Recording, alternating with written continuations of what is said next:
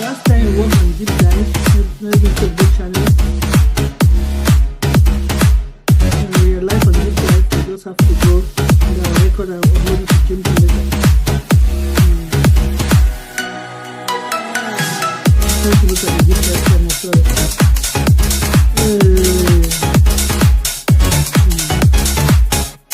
Look like we're live. Yeah. Are we live? Mine is yes, he's saying that we are live by AI. All right. I like this countdown music. Yes. Yes, we are.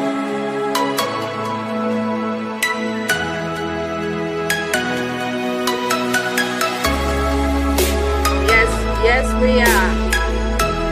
All right. Let me mute on my end.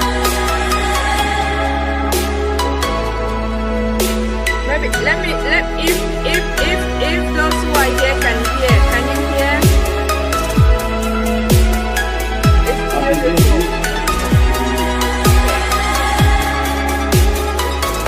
It's beautiful.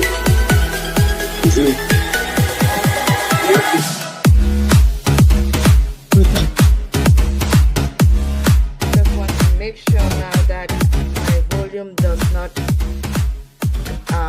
echo behind, since the phone is as well on YouTube.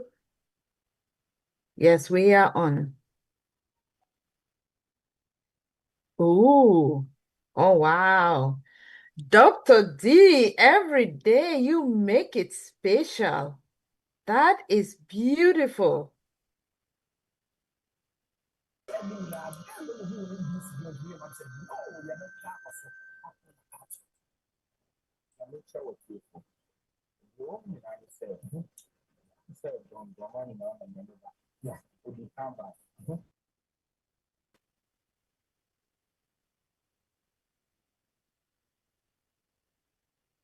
All right. Hello, everyone. Hello.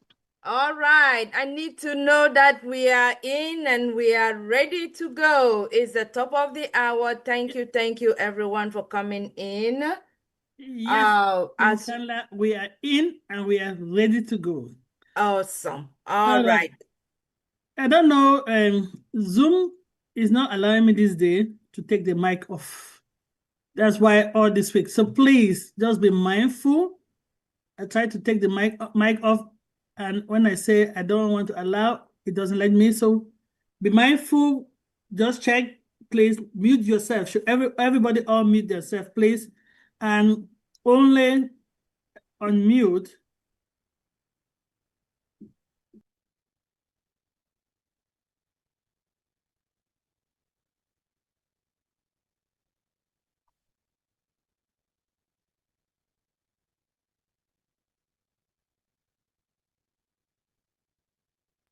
only unmute yourself when you have to talk. So I know we're already live on YouTube. We already got the countdown video. You saw me laugh, dancing. I love those countdown. And as you said, Dr. D makes it special. Please just see that countdown. Go to YouTube. You enjoy it. I know I'm there being foolish now. But before we start, oh my goodness. We have a sister blessed with a voice, an angelic voice. Yes, it could be victory. Last time we defined victory, win. These words mean the same. They're synonyms. So that's why we keep playing in it to win it. Because when you're in something, you're believing that you're going to win. So, and Dr. Diaz at least made it special for Dream Team. So I'm going to start with the voice. And we're going to hear her today. We've misstepped her, sorry. Dream Team have their own vocabulary, English language, okay? So don't say patience, there's not a word called misstepped. This is Dream Team. We misstepped her, and we misstepped Queen Kanla, we misstepped everybody. But thank God, Queen Yvonne was here, Queen Nadu was here last week, and all of them. And I see our brother Alan G is in the house today. My brother, we misstepped you too. So anyway, without wasting your time, I'll share my screen and I play our signature tune, In It to Win It.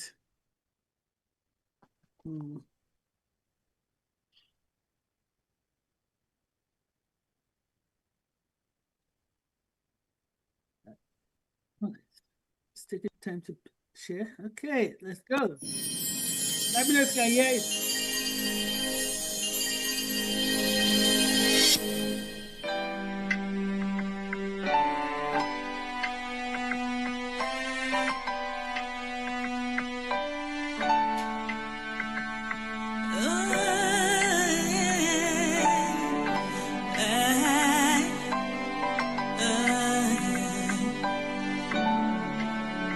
We are here, shining bright into the future. We rise high with one heart and revolution, lifting up humanity as we rise, standing tall, hand in hand.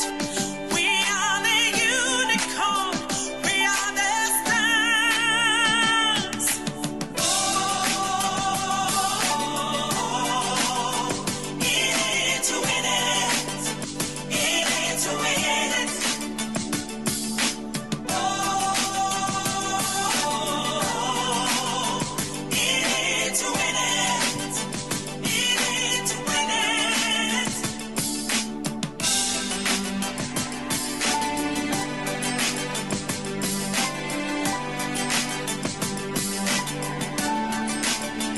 Bringing hope, shining the light. We're a nation, we are rising with one love, with one hope, bringing solution, lifting up humanity. Let's rise high, standing tall, hand in hand. We are the unicorn, we are the stars.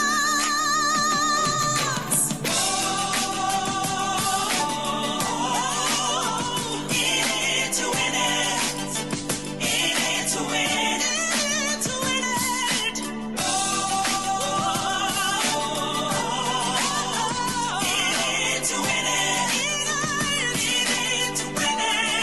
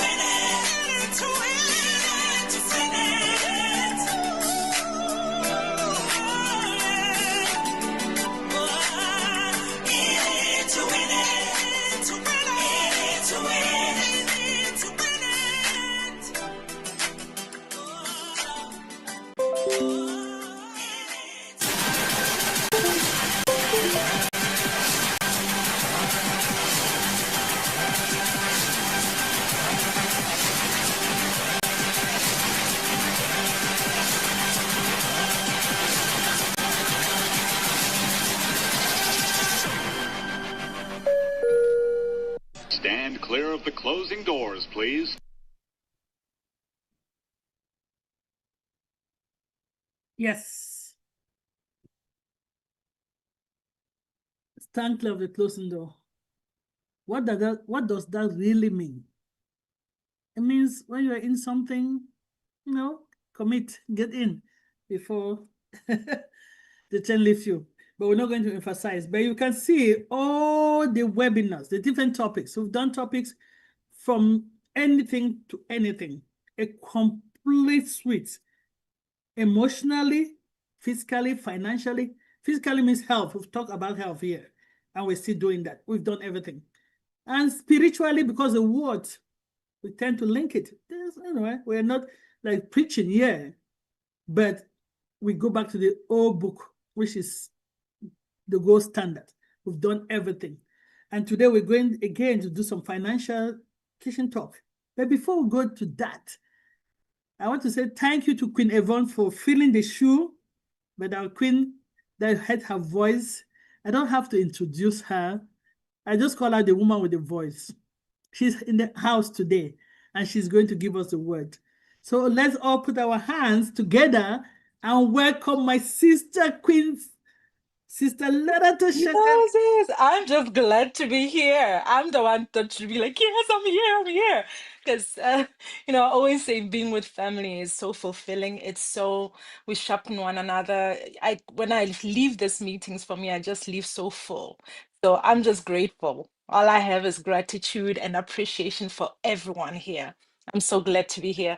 So, for the weeks that I've been missing, it's been really hard because, reconnecting just reminds us why we're here, and being with the people with the like minds, people who refuse to give up, people who are very, very intentional about their success and about, fulfilling their destiny. It's refreshing. It's really, really good to be among the people that have the same mindset, the same heart, the same thought, wave of thought, because there's no way that we can be together and not water each other and not fill in, just put and pour into each other.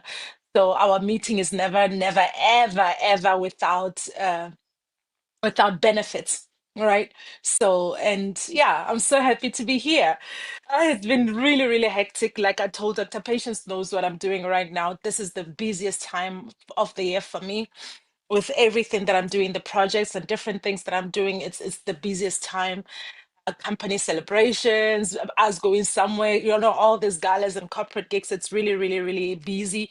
But I try by all means that even when I travel, try to catch up on Sunday, but sometimes I miss it because, I'm not in control of the transportation system. Sometimes you will find that you're on time, but the train is not on time, or whichever way we choose to travel. Sometimes it's just, yeah, it's it's not happening. Last week I got home, I would have joined, but by the time I got home, because I was stuck in traffic for so long, I was just done. I was like, no, I'm just gonna go and sleep because, oh my God, it was hard. But I'm really, really, really, really happy to be here. And on that note, I just wanted to come today and I don't have much to say apart from the fact that I just want to remind us of our just to reaffirm and realign our beliefs. All right, it's always good to step back and see what we have been believing for this year, what we've been talking to each other about, and whether we are still in agreement, or we just speak on Sunday and then, or whenever we meet here, and then the rest of the time we forget and we just fall back to our old patterns. And yeah, right. So it's just for us to start reaffirming. I thought I should just go back and reaffirm and remind us why we're here. And the main thing that hold on, the main thing for me is to just remind us that everything that we're looking for, it's also looking for us. There's nothing that is on this planet that is out of reach. If it's here, it means then it's available to us. But now we have to be in the same frequency of all these things that we want, and to be in alignment with them. It's like almost tuning the radio to the right frequency. And remember the last time I said that we are vibrational beings. As much as we want to believe that we're just these physical bodies, I'm sorry to tell you, we are spiritual beings. We are connected to everything that there is on this planet. For us believers, we know that we are not alone. There's so much happening in the spirit that is more than the physical. So we all know that, and everything is vibrational. And so for us to be in alignment, we have to tune into the right frequencies, right? And I just want us to remind us that we have to tune into the right frequency, not only when we are here on Sunday, but every day we have to choose to be there and to be intentionally there. And this frequency, the other frequency, I mean, the most important frequency we've been talking about is success and prosperity and favor and all these things that agree with good. And we have to do that. We have to be intentional about agreeing with good, even if it doesn't look like our good is manifesting. We have to agree with it. It doesn't matter what is surrounding us, what everything looks like. We just have to be in an alignment and know that by us constantly being in that frequency, that, I mean, it has no choice but to manifest and to become part of whom we are, right? So we just have to tune into that. And there is a law to prosperity, and that law is very faithful, right? There is a law to prosperity. It is exact and it has no favorites, right? And it reminds me of the scripture that I just quoted here when I said that the law is very specific and it has no favorite. It talks about the good that is on this planet that God gave us, right? Hello, Dr. Benny. I forgot to say I thank God for this Sunday and I thank God for being here and I give him all the glory for being here. Seeing your face, I'm like, yeah, I should have opened with that, but hi, sis. anyway, so there's a phrase that says that God makes his sun rise on evil and also on good, and he sends rain to the righteous and the unrighteous, right? So it says that everything that we need is here and there's no favorites because everything is given. So it depends on how now we access that and we tap into that. And for us to tap into that is to agree with God and to be on our faith frequency. We have to be on that frequency of faith without relenting. We have to believe. We cannot believe 1 minute and the next minute we're doubting, right? We have to erase all programs of limitation. Those programs of limitation are together with fear, are together with doubt, all those things that 1 minute will be believing, you know what, I can do this. And 2 seconds later, you're like, oh, I don't know. One moment we're thinking, you know what, prosperity is mine because there's no way I can fail because God doesn't fail and God lives in me. And I'm living in this abundant universe. How can I be in lack? If God is abundant, how am I now in lack? It's now the matter of you tuning yourself into that and constantly being on that vibration and being there in the frequency of faith and not doubting. That's one thing. You cannot be in discord. 1 minute you believe, the next second you're doubting, you're falling apart. No, we have to really build our muscles to stay on that frequency of faith and of wonder, because I said the last time that when we are in that frequency, that it's a realm of possibility and miracles, and we have to stay there, right? We have to stay there, right? So so we have to know that everything that is here, it means it's accessible, but we just have to tune into it. So my question today and my challenge today is for us to now look back to the whole year. What have we been believing the whole year? What is it? What is our mindset for the whole year? I know a lot of things happened this year. A lot of things are happening even now. We are almost going to the end of the year, but I need to add to just ask you, like, when we look back, what have we been believing the whole year from month to month? I know that a lot of things happened, guys. I know challenges, celebrations, victories, different things happen. But what is constant? What was constant? Was our faith constant? Was there a moment when we started doubting, like, what is it? What was our faith constant? Were we constantly on that vibration and agreeing with God, no matter what is happening around us, and what is manifesting? Did we stay there? Right. So this is where I am. I just want us to remind us that we have to, all these things that we've been talking about, peace, love, it's on a certain vibration, and we have to tune ourselves to that vibration, and eventually it will surely start being whom we are. There's no way that you can be not be successful, because God is success, God is love, God is mighty, God is all these beautiful things. So there's no way that we can now be something else. A lion doesn't give birth to a goat. There's no way. There's no way, right? A lion doesn't give birth to a goat. So if we are in that frequency and we agree with good and we agree with God, there's goodness then has to flow in our lives. It has to chase us. It has to go before us, and that is the promise, right? And that is the law that I'm talking about. That is exact. God doesn't get double guess himself. This law that governs the universe, it doesn't, it's not like playing Russian roulette. It's exact. It's like the law of gravity. There are laws that govern things that we see and things that we don't see, and those laws are very precise, and they're really, really, really, they don't weave. They're not wavering. They're just very exact. So we just have to make sure that we are now following that, and we are agreeing with these laws, and we're doing everything in our spirit, in our minds, in our whole being to agree and to adhere and to agree with these laws, right?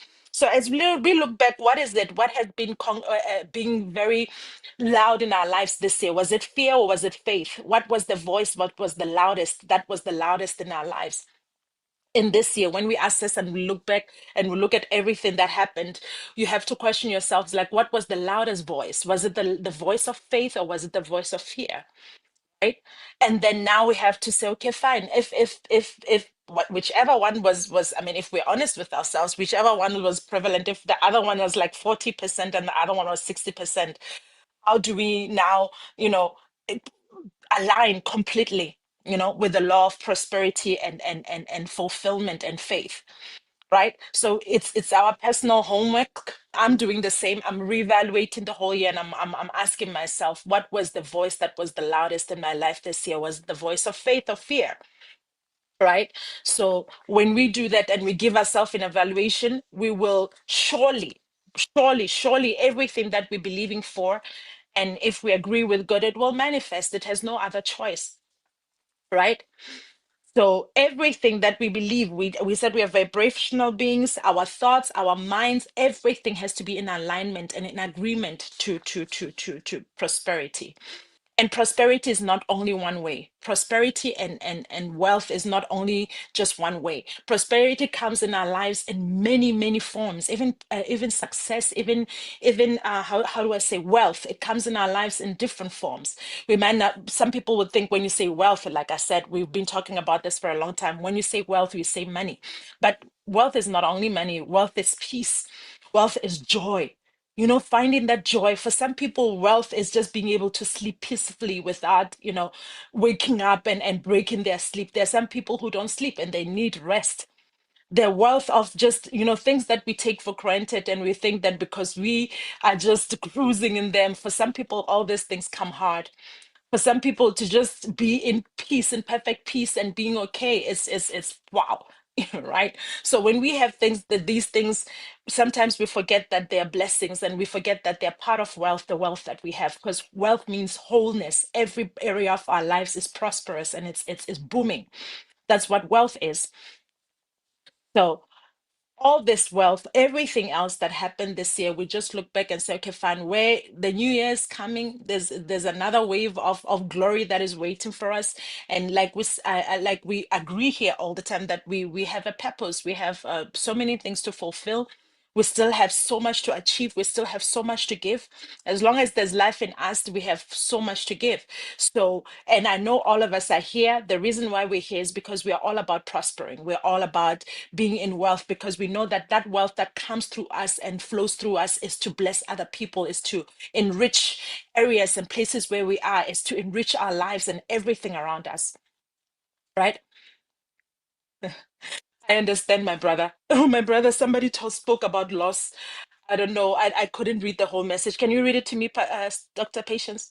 There's somebody who spoke about loss here, and it's I'm very looking after the chat, so I'll just read it. Yeah, tell me, sis. I was alerting sister. It's nothing to do with. I don't think it's something that you should be addressing, but anyways, Okay. it says I don't need encouragement. This is a sarcastic thing to a lost resources. This is someone who's come with their own agenda, and they say I need to know the real I'm going to situation. address it because I was even going to talk about loss, to say for us here, we know that nothing is really lost, right? We know that Yes. everything will return to us in a better form. It returns to Yes. nothing is really lost for us. And Okay, because thank you. we operate, thank you, sis. Thank you so Thank you. much.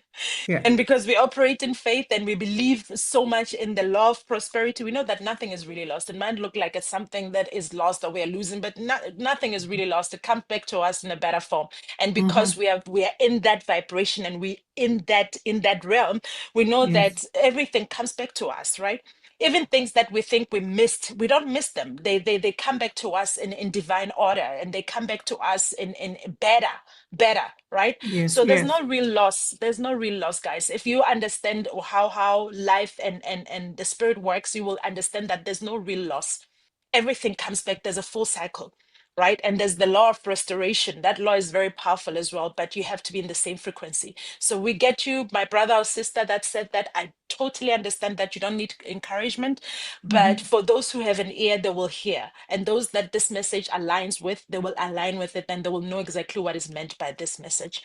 So I'm glad that we're here, guys. So let's just look back and try to evaluate and ask ourselves if we're still operating in the law of faith, or if we're still agreeing with prosperity, if we're still agreeing with these things, and if we're still in alignment. And if we're not in alignment, there's always a chance every day to start afresh and to change the trajectory of the, or change the navi, right?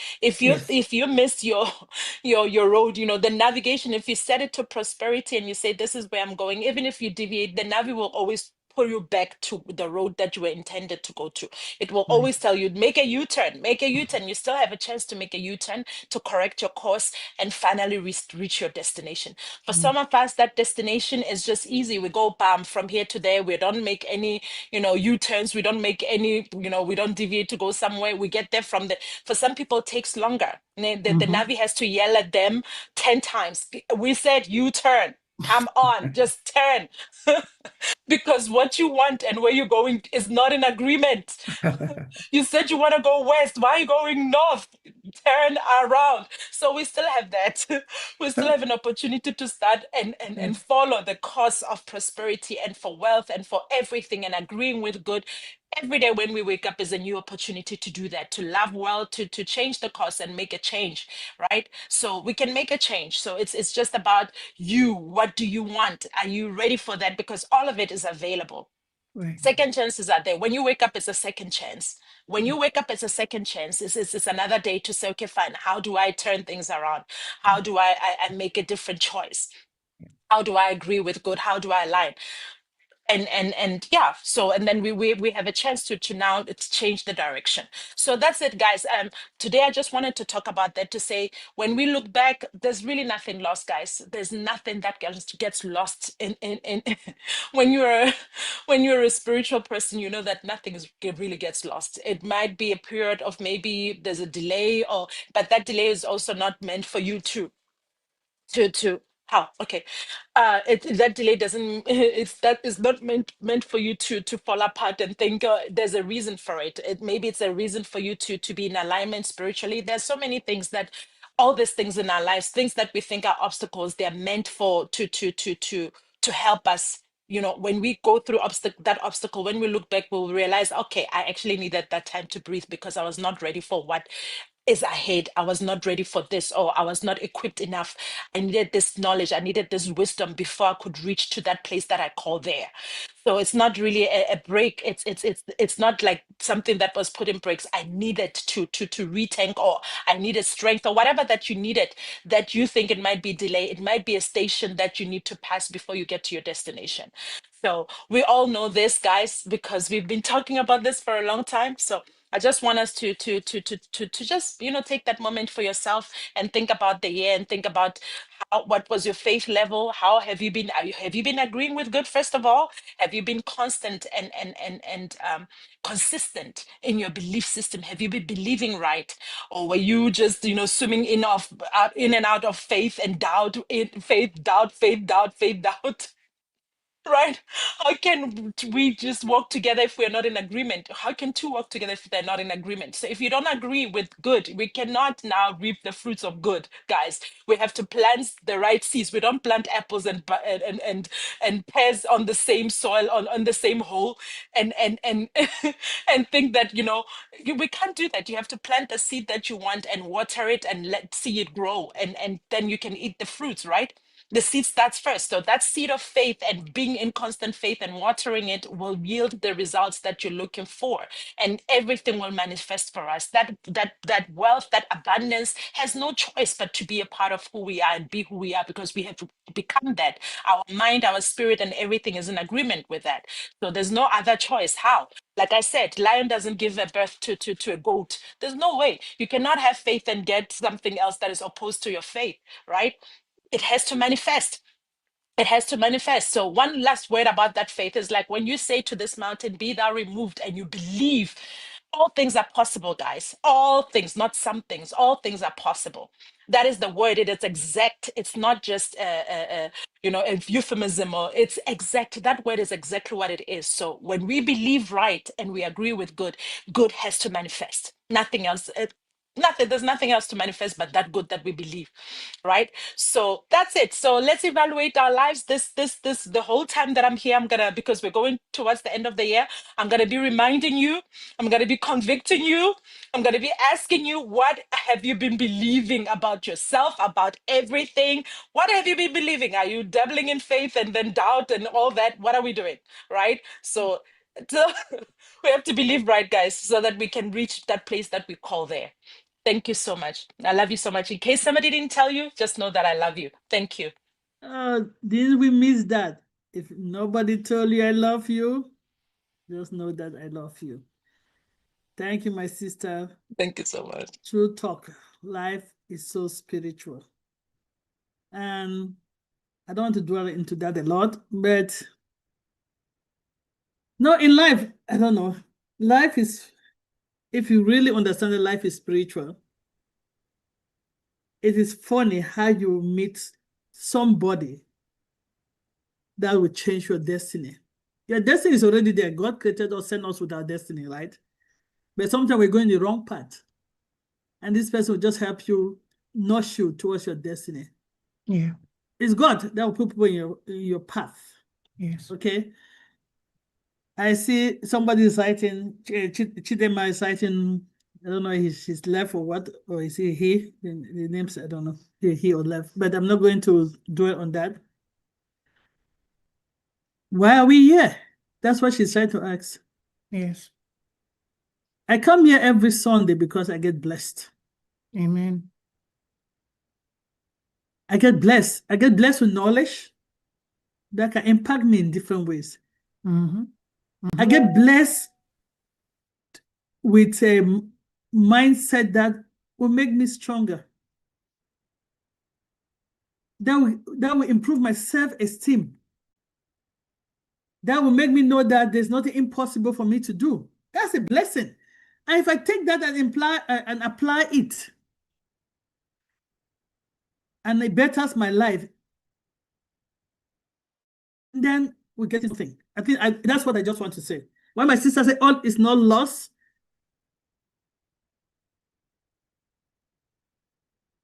sometimes you might go to get something and you get something else which is bigger than what you wanted to get. I think that's what I'm trying to say. I'm not going to elaborate on that. That's what I'm trying to say. You might get something that is bigger than what you were going for, because life is spiritual. God knows best, because if you're truly and believe, as most of us here believe, that what God has for us, destined for us, nobody born of a human being can take it. Nobody. It might look like it is taken, but trust me, our God of restoration will restore it. However he does it, he is going to do it. And Yes. this platform reminds me of that. That's why I'm here. Amen. I don't know why you were here. I don't know why you came, Chidema. That's why I come here. Yeah. That alone is a blessing. Yes. And I'm going to learn today financial resources. I'm going to pause on Queen Benny to introduce our next speaker soon. Maybe I don't even know how to handle my little finances that God has given me. Maybe I'm not a good steward. But these lessons, that's a blessing.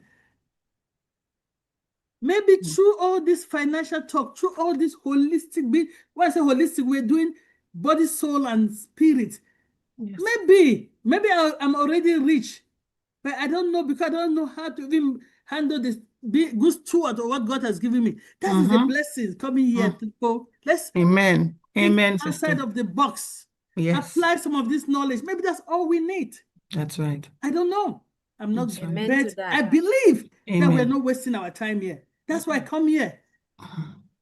Sister Patience, may I just say something? Yes, You please. know, my dear. Queen Sister Lerato has just made a point of telling us that the wealth of blessing comes in many forms because Yes. our God is a God of abundance. He's large.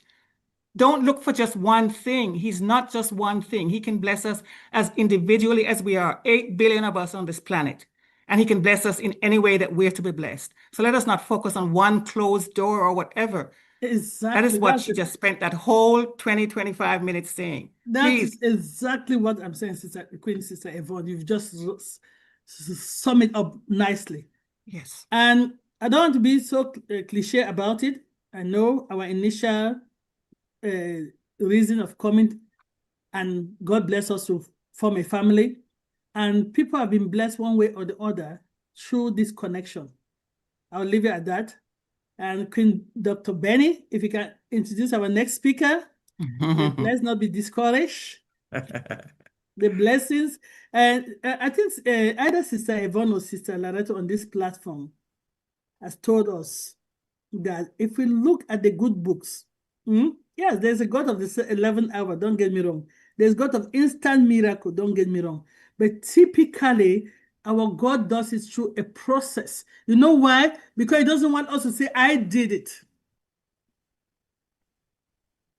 Whenever he sends his children out, it took a process because he wanted to know that I am the one that is doing it, not you. Because we're the human beings. If it comes sometime too instant, we say, oh, I did it. Oh, it's my brain.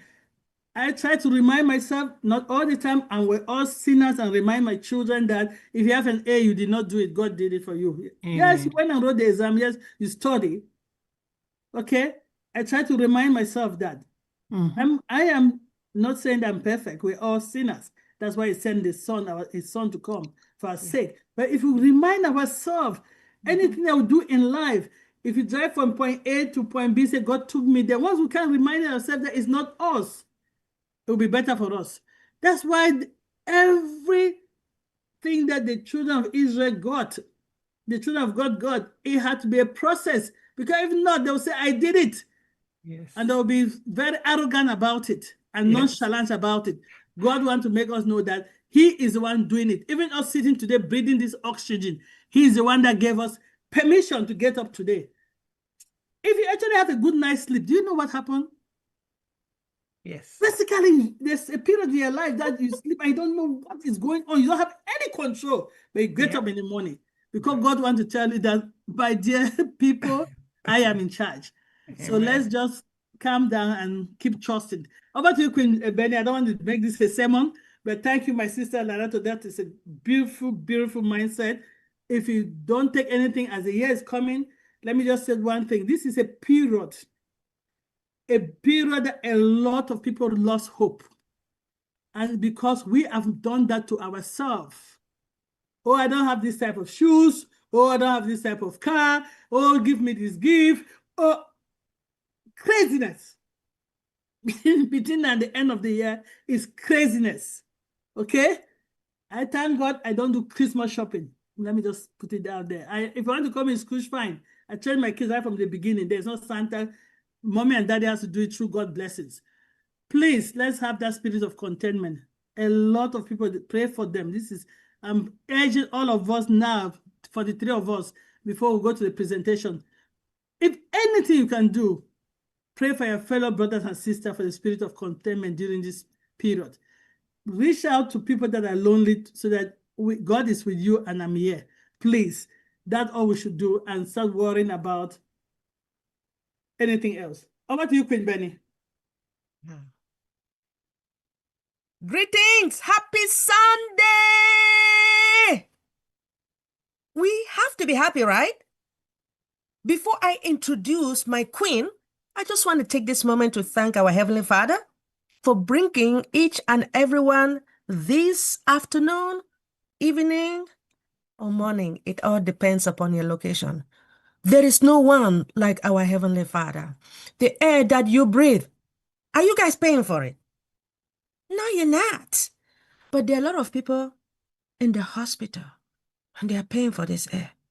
So we need to take every moment and thank Him when you wake up in the morning, when you're stepping out of the house, when you're eating. You thank God for the food, right?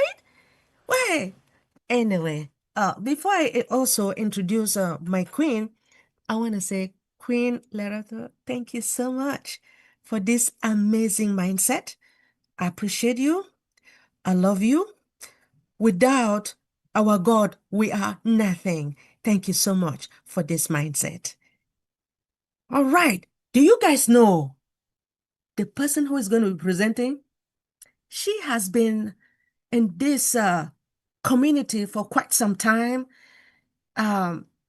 She is dedicated within this platform as well as our amazing company. I don't know how I can talk about this woman, my sister and my queen. You guys know that she works at the human resource, right? That is why the topic is about what? Finance. My goodness, dollars, dollars, dollars. She want to tell us about dollars. And are you guys ready to listen to our queen? Queen Kanla. Please proceed. I love you. Oh my gosh. Was that really me? Are you sure I'm going to be able to meet up with that expectation of a presentation? Wonderful. Oh my goodness. My queen sister, Queen Benny. Yeah.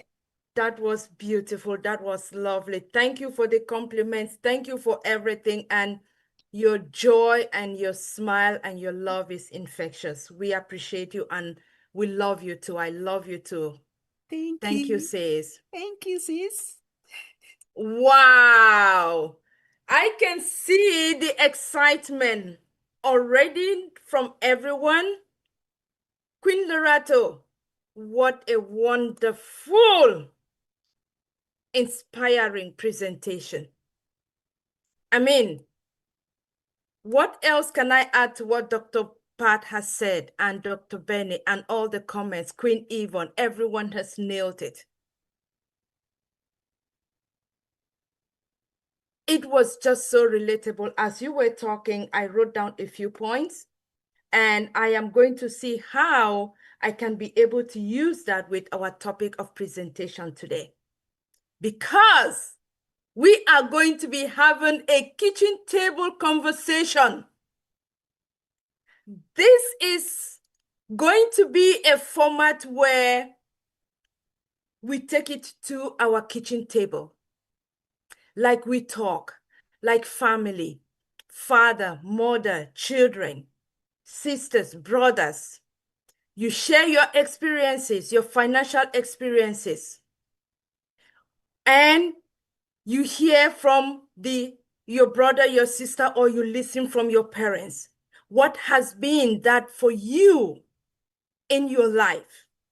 And do you think what you know is good enough, or are you open to the opinion that there is still a lot more that you can learn out there? Like our sister said, we have been here on this platform, and on every given Sunday, there is always something that is beneficial to us because we learn, we meet new people, new information, and that is what we take from here. So nothing is truly lost.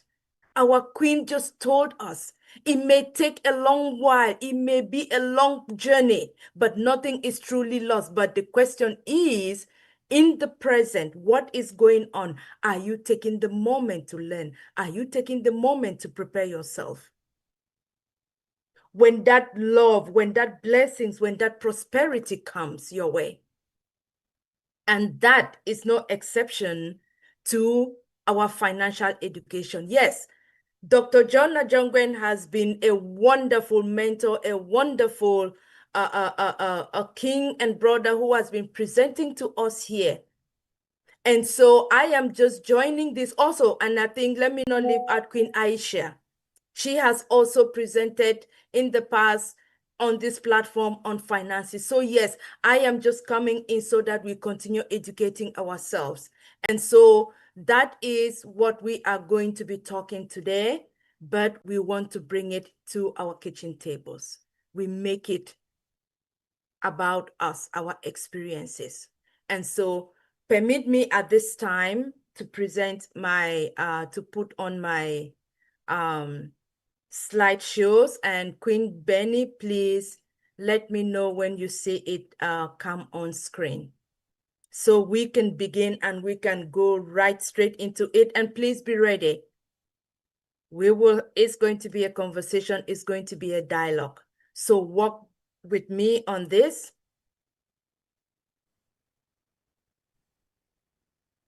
Okay. Let's do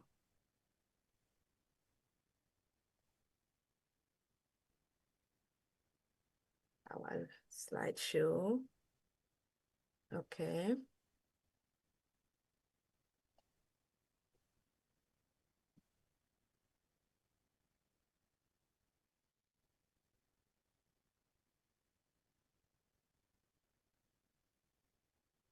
All right, it's coming up, Dr. Benny, just Bit by bit.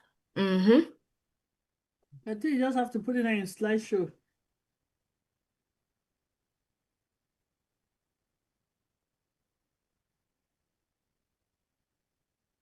Queen Kanla, switch your screen back to where you was. All right, what do Good. you see now? I Fine, see. slideshow perfect. All right, awesome. Dr. B, you're not seeing it? No, I see. I see Okay. kitchen table financial chart. All right. Okay, awesome, awesome.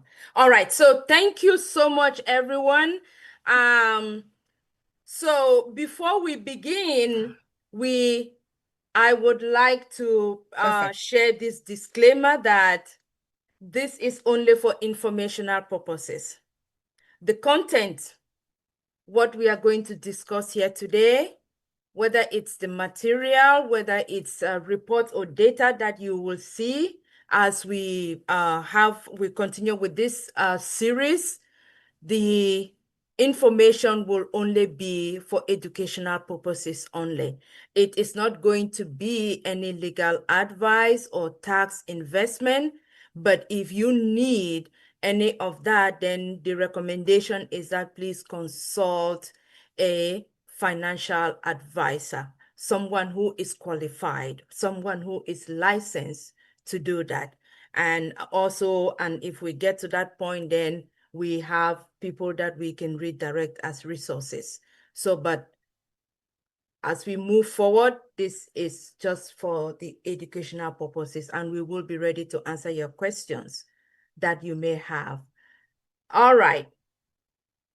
And the goal, again, is that at the end, we hope that this information will be something that will help you reflect, take actions on some of the aspects of your financial information or your financial educational life that you may not be aware or that you may need to do better in those aspects. So thank you for that. Our topic, kitchen table financial charts. Yes. What better way for us to begin our chart by us, first of all, just thinking for a minute. When you talk about financial information, what comes to your mind? What you know, the information that is out there. But then how do you know which information will be the reliable, trustworthy, legal, or informal that you may want to reach out to consult with, the people you want to reach out who are licensed,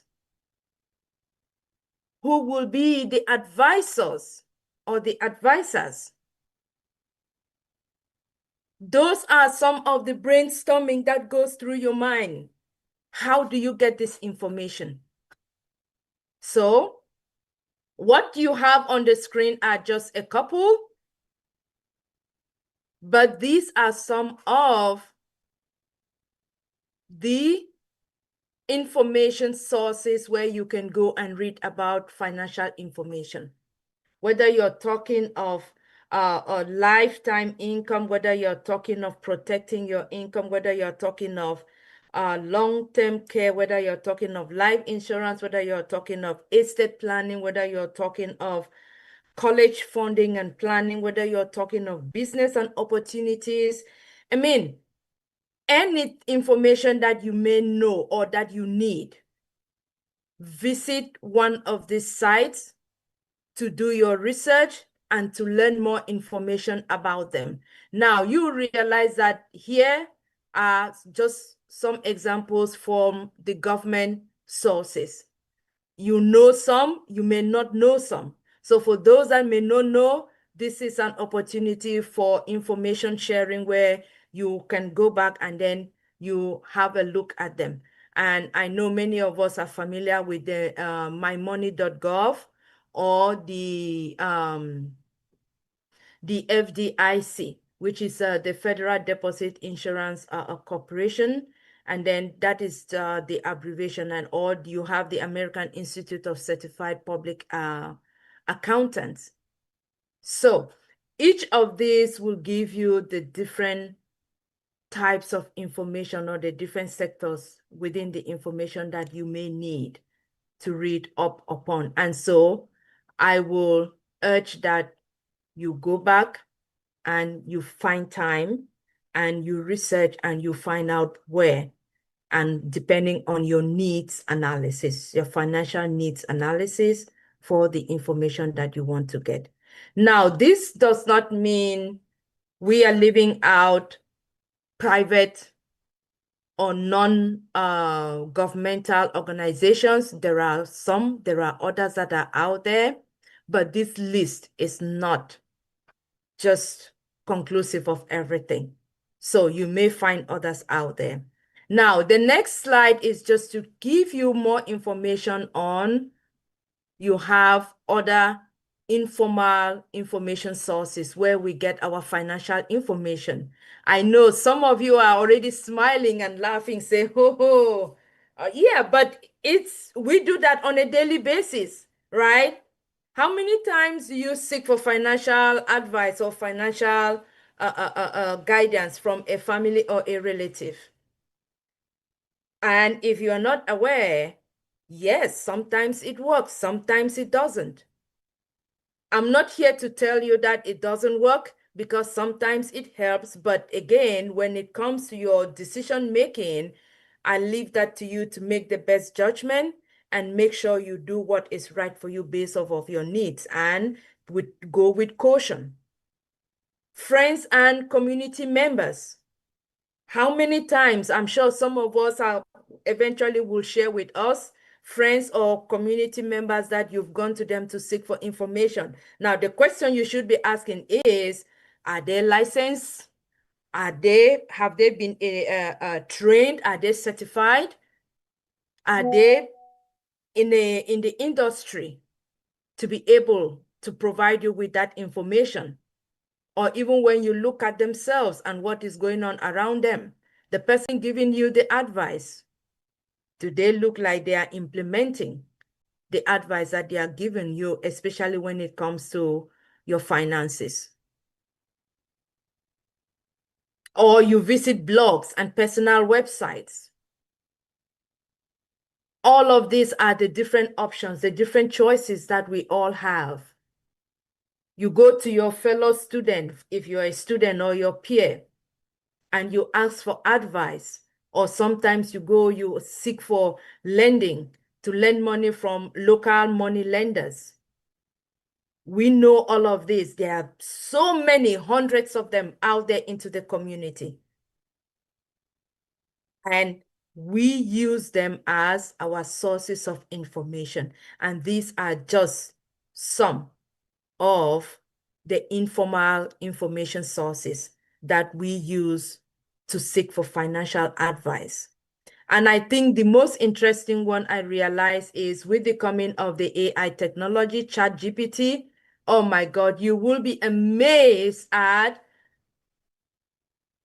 how much time and how much dependent that so many people are now going to ChatGPT and other AI technologies to use them as a source of financial advice.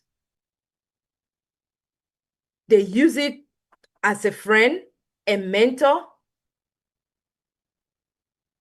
or you task ChatGPT to do some of the things that in a traditional financial industry, you would require to book an appointment with a qualified financial advisor and go for an appointment and sit down and work one-on-one based on your needs analysis. And so again, the caution here is, yes, these resources are out there. Use them, but be cautious. You have to be conscious of the fact that you need to exercise that caution that you may not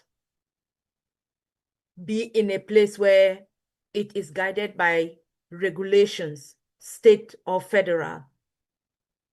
The information that may be provided to you may be inaccurate. It may be biased. And one of the most important thing is accountability. If you are misled, if the information you get is not the correct information, when it is time for you to seek accountability, who do you meet? Then it becomes an issue. Now, as we will continue on this series, Dr. John and I will go deep into all the different aspects of financial literacy and to be able to share more information with you. And hopefully you will be able to get more in-depth understanding, knowledge that will benefit you to be informed and as well as make informed decisions. So, and how are we going to be addressing this? One form is we are going to be using the 5Ws framework. Again, that is what brings it to the kitchen table conversation. Because when we sit in our homes, we are relaxed. Life's daily challenges are happening, and we need to take some of these decisions. Do you sit for a minute and you try to reflect on some of these decisions that we make? Because our lives revolves or is surrounded by these decisions that we make, and sometimes we tend to forget that directly or indirectly, our financial knowledge plays a very big role. Who you talk with, what is it that you're seeking for, where, when, and why? All of these are always very important, but how much or how often do we apply this framework when we discuss our financial needs in a home, as a family, as couples, with your children, with your siblings?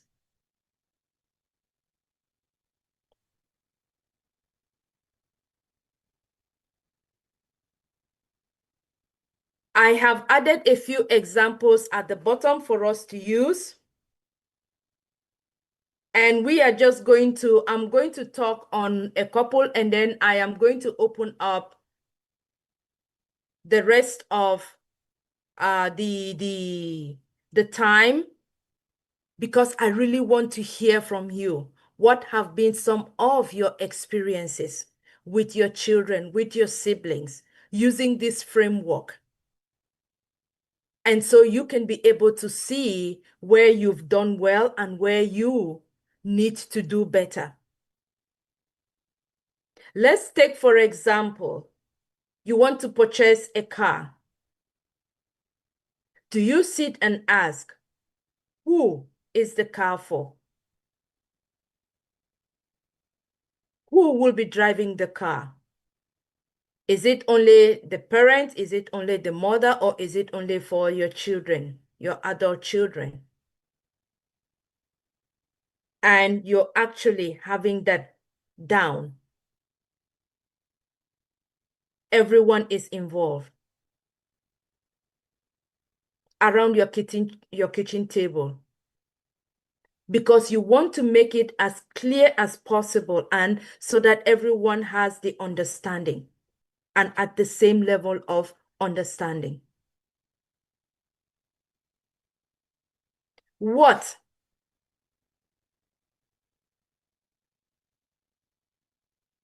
they purchase, what type of car, how reliable will it be? What is the goal of buying the car that you want to choose? And where would you want this conversation to take place? I know sometimes there are some conversations that take place in the bedroom only between parents or couple. There are some that takes place on the kitchen table.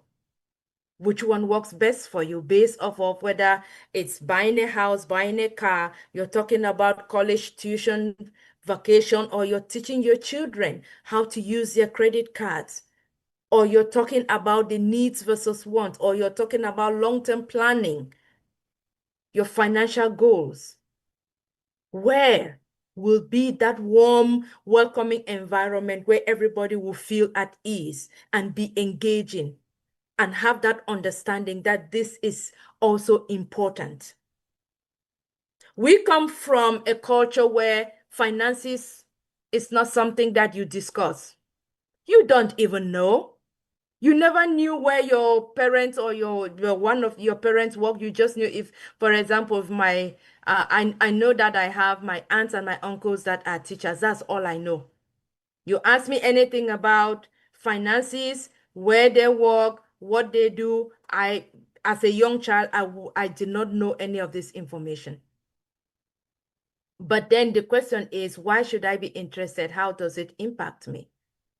But within the household, we all lived together. We shared things like in the house when it comes to going food, I mean household utilities. Everyone needs to participate. So where does your role come? How can you be a team player? And how do you express your understanding and you start teaching your children from when they are young about these financial concepts before they become an adult, and be ready? Oh yes, because out there, if you are not taught from in-house, you will learn some of these lessons, and sometimes, unfortunately, you learn it the hard way. Not everything is taught even within the walls of the classroom. Then when you come to why do you want to buy the car?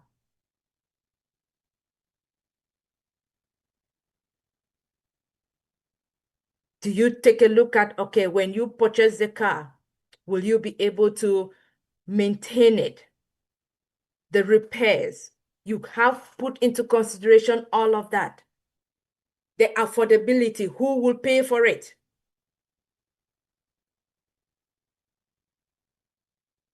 Again, each of these aspects also plays a very important role. And sometimes you and I just don't know because we were not exposed to it. Let's take, for example, like we are talking about education, college tuition, or even at work, when you go and you're provided information about your 401k or your pension plan. All you know is who? You, your employer. What? You just go based off of what you're told. You don't ask questions. Nobody is there to give you the answers. When you go by what you're told. Why? you don't have sufficient answers to that question. But then when you come back, do you know where you can go further to find these resources that can be able to answer some of the questions, so you become informed as you make your decisions moving forward?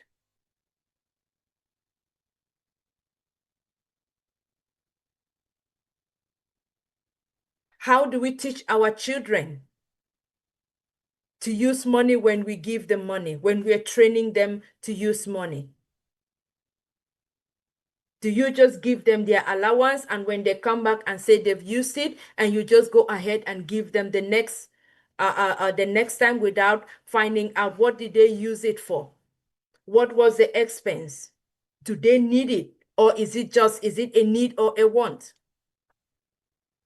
Do they understand what the lessons you're trying to instill in them?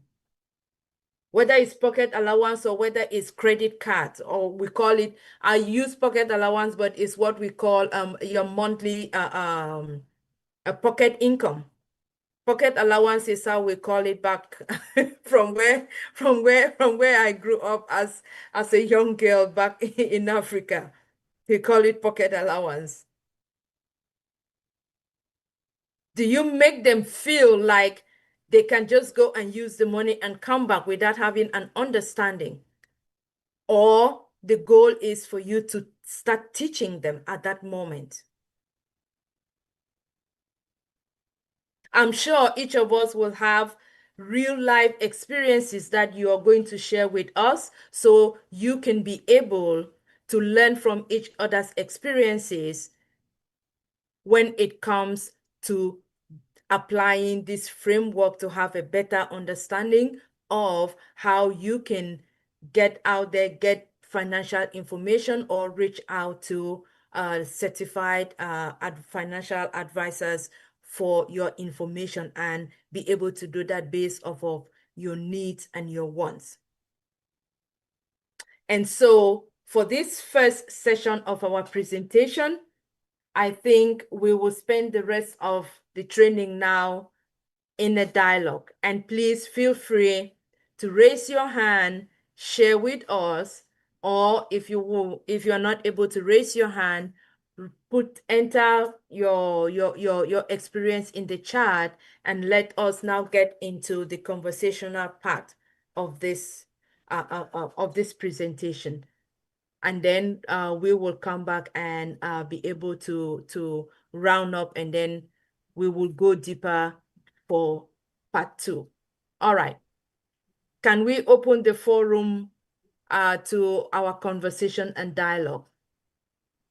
Yes, Queen Kanla. Yes. Let me jump in there. Thank you for stepping in to actually bring this up. And I was so impressed when you came up with this idea of this kitchen table talk. And for everybody else here, when we're brainstorming and Queen Kanla came up with this topic, the first comment that came out was the fact that our educational system, or wherever you are, is not set up to teach us finances. And so we just wing it along. We make a lot of decisions on emotions. And then when our kids go out there, because nobody has taught them, you saw some of the sources that Queen Kanla did put up. The one that I think she missed completely, which I think it was the first on my list, was, where do you get your financial information? And I put TikTok and Instagram. That is right. Yeah. Because my kids, when I social talk to them, social media, yes. right. When I talk to my kids about finance, they tell me you don't know it because it was not on TikTok. And so we're hoping that through this core learning process, when we would kind of interact, we are going to we've been doing things like either by chance, or a few of you may have done it successfully. So when Queen Kanla thought about pushing us to think about a framework, it's not saying that when you want to go, do anything, you have to sit down, but just having an idea in your mind. I think many of us use this who, when, what, and then do it in 5 seconds and the decision is made. We probably don't involve the right people, but if you think about it, a lot of us men will buy our gadgets because it's either midlife crisis or whatever, you just go buy and then you're stuck with it. And so the purpose of this is to see how we had made some, again, small financial decisions may not be as impactful as the large ones, but if we do them and we consciously start to involve them, why the tabletop is because even when we're growing up, none of us really learns a lot about, etiquette on a dining table in the classroom. If anything, you go to a school cafeteria, that's the most rowdy place that you cannot learn about etiquettes. And so when you come and people are sitting on the dining table, you say the parent will tell the kids, don't talk with food in your mouth. Those are like those life lessons that our children or us will learn while we're growing up. Or even if you're in the kitchen, you see how mommy or daddy, they're doing some cooking.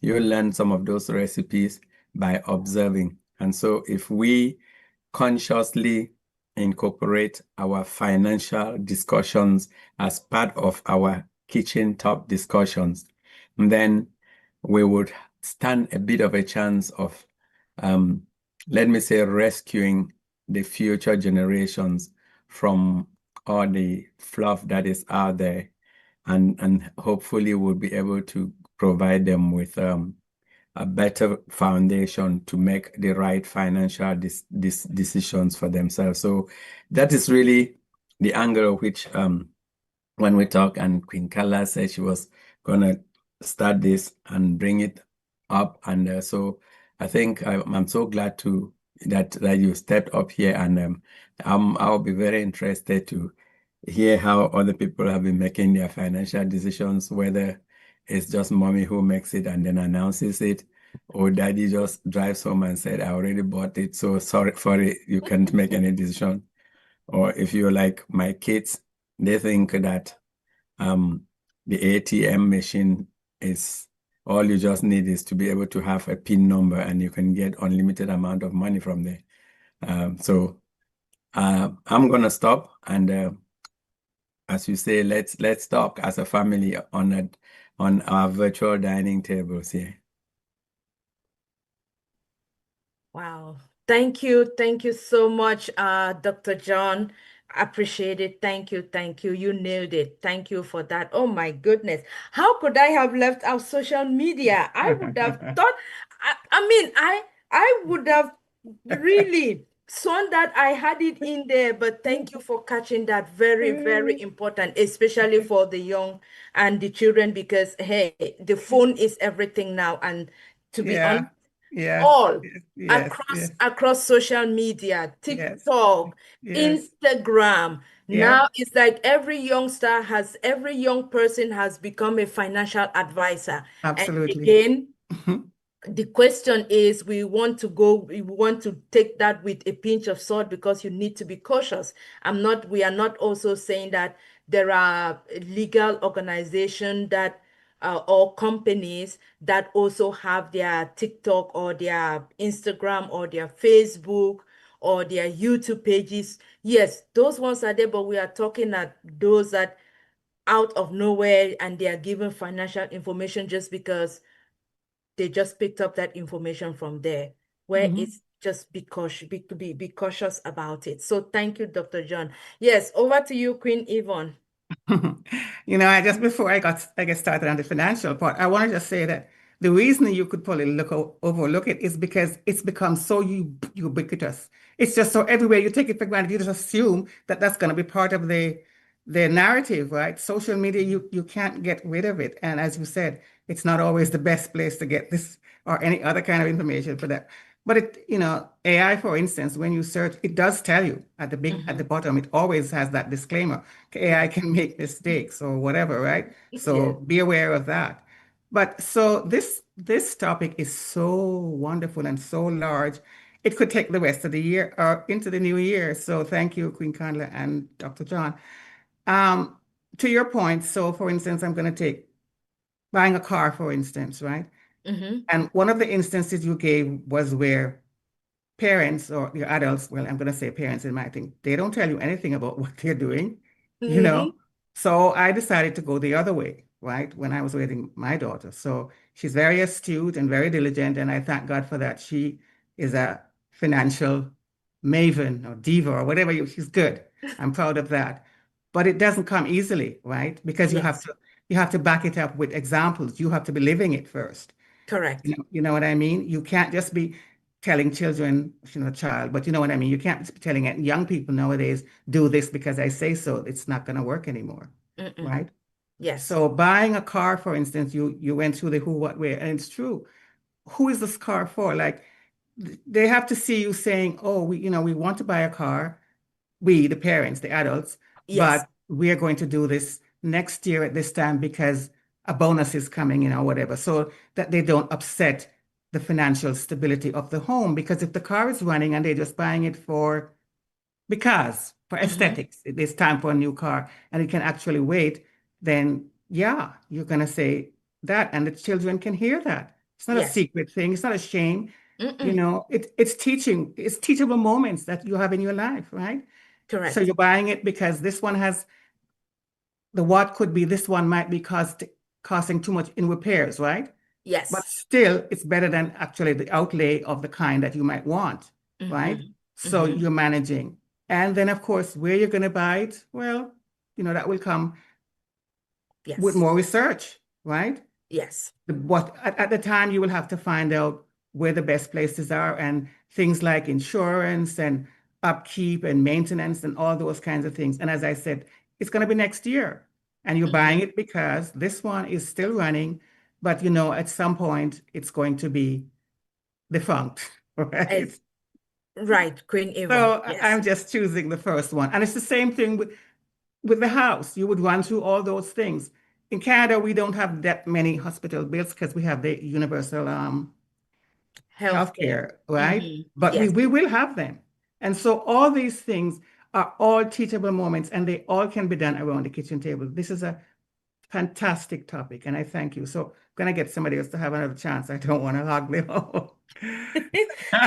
Oh my good. Thank you, Queen Yvonne. I mean, you nailed it. Thank you for that example. And I am sure some of us have seen scenarios where children have taken their parents to court for not buying them a car. Yeah. Yep.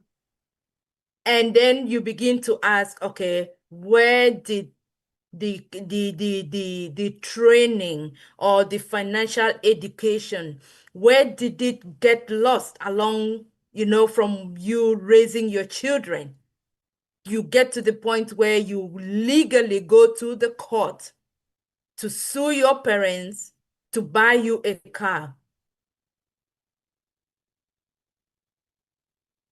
Or in a case of where suing your parents to get their home from them.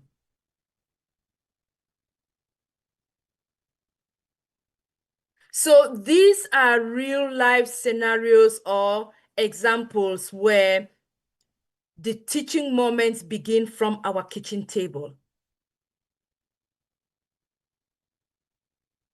By what we show them, what we tell them, how we make them understand what is fictional or imagination of what is out there versus what is real, which is what takes place when you sit on that kitchen table and you're having a conversation. On that evening when mom and dad is back from work and you have that noodle soup on the table and that is all you can afford. And then when you see that, you experience that, I don't think the next morning you stand up and you ask your mom to go buy you a car. When you sit on that kitchen table and you understand that, okay, your mom is working 2 to 3 jobs to be able to do whatever you need to do in terms of the basic needs to run the home for everybody, then you will understand why. Maybe let's use an example of a credit card. you have a child that is in college, whether four-year college or community college, you have them on a monthly allowance, let's say 300 or 500, and you tell them what they need to use it, the expense. Are you sure they will constantly use that money for all of the things that you have outlined for them to use? The truth or the reality will be that sometimes they will not. Sometimes they will. In a case where, okay, you say, this is for you to use for your books, let's say your school needs.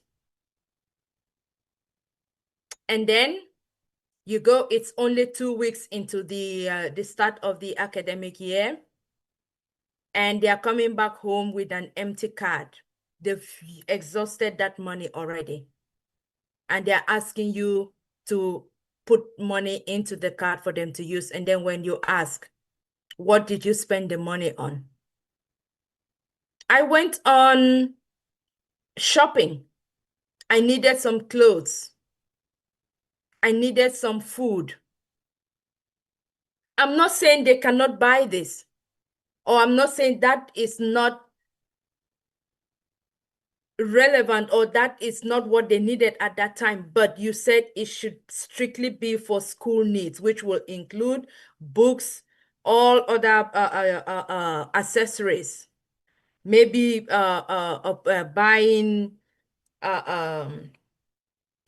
let's say electronically, all these little things that professors may ask you need to go, or you need to go for a field trip, classwork, you need to do printing here and there. But then they make the decision to go shopping with their friend. Was it wrong? They may have needed it, but was it for the right purpose? No. Should they have used it? No.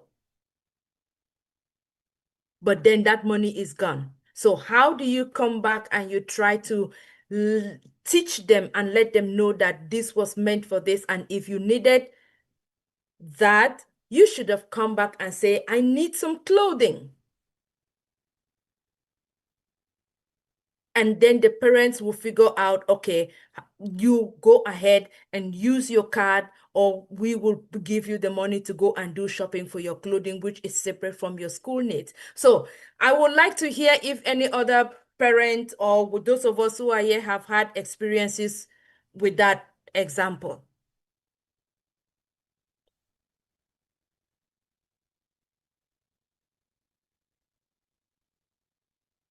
I don't see anything in the chat system. Dr. Patience has her hand up. There you go. Yes.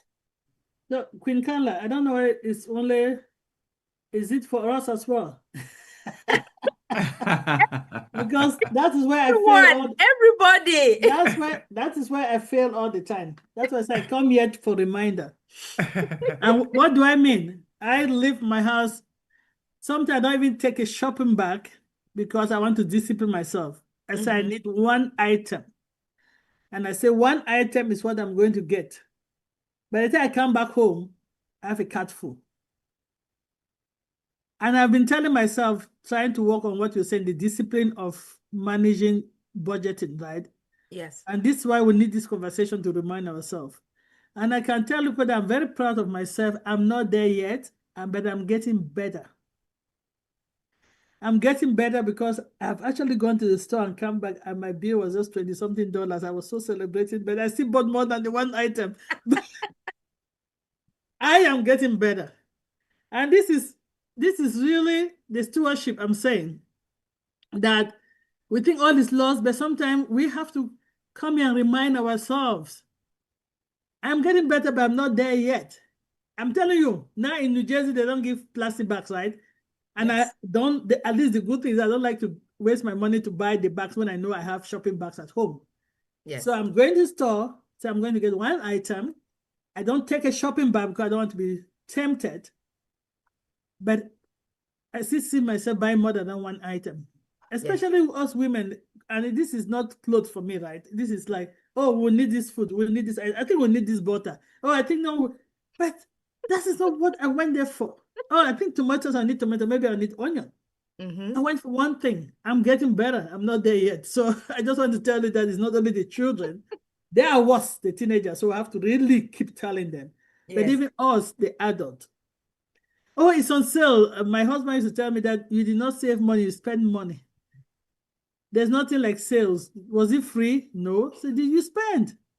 Oh, but if I wanted to buy a full price, he said, you spend. You did not save. Yeah. And if we don't get out of that notion that we're saving on sales, we'll get ourselves in trouble. Anyway, Queen Kanla, this is a good discussion. I just would like to know that please don't only think that it's only for parents and children relationship. Maybe it's your own personal relationship on your with your discipline on things like this. Who, when should I really buy this thing? Why am I getting it? Yes. Please, let's get that discussion going. Thank you, Queen Kanla. Oh my. Dr. P, you nailed it. No, even I too, I am still getting there. Thank you so much for saying that. No, I am not perfect either. I mean, there is this advertisement when I just came to the US, and I used to laugh at that advertisement from JCPenney, where during the holiday season you had this beautiful blonde white lady who steps out, is going to the shop, and if things are on sale holiday season, and she goes in there to do the shopping, and before you realize it, she's coming back with about 20 bags in the hand, and she cannot even carry it. And then literally someone has to help them get into the car. She gets a taxi, and she says the taxi should go and not even turn and look behind, because she's afraid that they may stop and say, oh no, those things were too cheap, you came back. But guess what, to your point, we spend money when things are on sale, because now emotions are in, excitement is in, you're looking forward to spend that money. But at the end of the day, if you would have taken that moment of self-reflection, who are you buying this for? Is it a need or a want? And what type of gift do you really want to buy?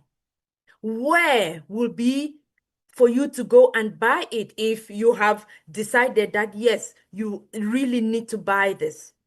And when is the best time for you to buy? And then obviously that why are you buying it?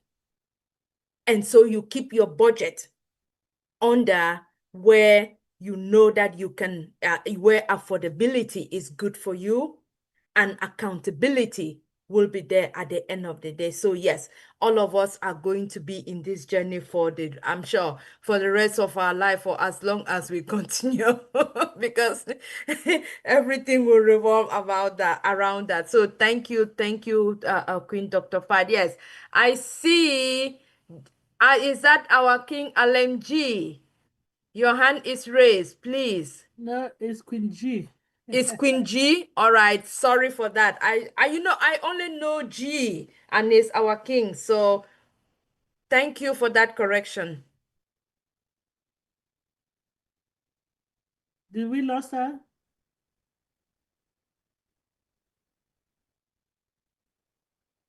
I think we lost her. No, she's still there. Can you go on G? The sign as G. Go in. Okay, Sister Lerato hand is in. Yes. Hi, sis. Hi, everybody. Oh, Hi, sis. Hi, sis. How are you? Good to see you. Thank you, sis. I mean, this is a very important topic. Like Dr. John said, is that most of us didn't grow up, with financial literacy. And I think for me, the biggest thing was emotional spending. Some people come from backgrounds where, you would be looking for something, or you would want to get something when you were younger, and you wouldn't be getting those things. And then now you're an adult. You want to buy everything. You want to go back and buy everything. You want to buy things now, and you don't budget, and you're an emotional spender. Yes. This is what I've been teaching my children to say. Don't, you have to have a budget. You have to make sure, like I give them their money at the beginning of the week, especially the older one. I said, you have to budget to make sure that your money gets to the end of the week. If it gets finished during the week, you'll have to figure it out. I know it's tough love, but I had to teach him, especially, spending on emotions, on friends. The friends will be manipulating, oh, buy me this, because of course at the beginning of the week the money is a lot, right? But Oh, it's yes. supposed to be rationed. Yeah, it's supposed to be rationed. And then of course he'll be spending because now they're tugging on his heartstrings. And I'm saying it's good to think of your friends. It's wonderful, but there has to be a balance. Even if you want to spend, you have to have a budget. Even if you want to include your friend, if you know that every day you're supposed to spend $10, not more, make sure Yes. you calculate your friend within that $10. Don't spend Right. more than what you have. Because now at the end of the week you don't have anything, and that friend is where? Nowhere to be found, of course. Yeah. And now you have to you'll be here fighting for your life at the end of the week and you don't have anything. So yeah, it's tough love. So I'm trying to teach them on that, guilt shopping, or you're shopping because you feel guilty. Now you have to spend. For us, like most of us, we live in Europe. You want to go back home, you want to enjoy your holidays. Sometimes we spend that more than we should because it's that guilt thing. You're Yes. spending because of guilt or whatever. But if you know how to ration your money and have some in the middle, to budget your to manage your budget, that you have a room, but you're not overspending or spending more than you should, and then now you have to pay credit card bills that you didn't plan for, and all those things come with interest. Now you're paying interest for the next 3 years. Why? Right? So Yes. just different things. So I just wanted to hit on that guilt shopping, letting people guilt you into spending money that you don't have, or emotional spending. This is what I've been teaching also me, myself, and my kids about, to say you have to really adhere to your budget. Yes, give yourself a working room with your budget, but don't spend the money that you don't have. That's very important. Even if it seems like you have the money, because of course at the beginning of the week you have all this money, but it's supposed to be rationed out. So if you spend more, then you're actually spending the money that you don't have. Yeah. Correct. So that's that. Yeah. Thank you. Absolutely. You nailed it, Queen Sister. Oh my goodness. Yes. Yes, yes. And we will have more of that conversation, and a deep deep dive into that, as we will handle the rest of the other topics that will come under the financial literacy framework. So yes, thank you so much for doing that. I mean, at some point in time, I'm sure everyone has done that, including myself. So thank you for checking us out on that. Appreciate it. Before I take Queen G's hand, Sister Lerato, thank you for that. When I was young, right, I just used to take my little money, eat all of it on Monday. Then I work Tuesday, I work on food Tuesday, because there was no financial literacy. You work Tuesday through Friday because you bought 20 puff instead of 2 that it was sufficient. And then you're left with nothing. You pre-eat. That's a good one, sister. That's for sharing. But these young kids are something else. I know. I mean, obviously. And then not only that, I mean, because when Sister Lerato talks of guilt spending, and then you feel that you are you are beholden to somebody to spend for whatever reason it is. I mean, that we do a lot, and it's something that is not discussed enough. So hopefully we take that into consideration when we make financial decisions. Yes, yes. So thank you again, Queen Lerato. Yes, Queen G, your hand is raised. Well, hold on. Before, I would like to know the name of Queen G. What is her name? Dean. What did you say, please? Dean. Okay, could you please proceed? Thank you. Yes, I was not able to unmute just now. I hope you can hear me clearly. Yes, please. Proceed, please. Thank you so Yes. much. Yes, this is a very good topic, and I wanted to look at it from the point of the institutions and the fact that institutions oftentimes use financial illiteracy as a stronghold over a group of people. And why I say that, even though we try to educate ourselves about being financially able, you will find that a lot of these institutions, whenever you go there, like you want to get a loan or something, they have very high interest rates and they use it. What I'm trying to say, they weaponize this financial literacy against us because going to school, you're not taught how to budget or anything to do with finances. And you go right through your education system, being educated on many topics, but not how. They will educate you on how to spend your money, how to buy stuff. So we are being treated on the commercial aspect of life, but we are not told how to hold our money and how to multiply our money. We are only given the idea of how to buy this and buy that. And if we don't have the basics, which is financial literacy, we don't really have a solid foundation to build on. So you find a lot of persons going through life, they're not able to budget well, save well. They don't know what areas to invest their money in because, like you said, a lot of people are relying on social media, and sometimes social media might not be portraying the right thing. But I'm just looking at it that institutions try to keep down persons because they're gatekeeping wealth as well. So a lot of the times when a few persons from among the less fortunate among us that don't know, because I wasn't given financial literacy in school and I went all the way to university. Can you imagine? No, I'm just looking at it that why would we not be taught this? So I'm looking at it from the other side of the coin because we are on this side trying our very best to learn about it now that our eyes are open. But I'm also looking at it from the other side. Why were we not taught this? And that leads me to the point that some persons want to keep a certain group down because they earn from us. So it is more profitable for them to keep us in the unknown, in the dark.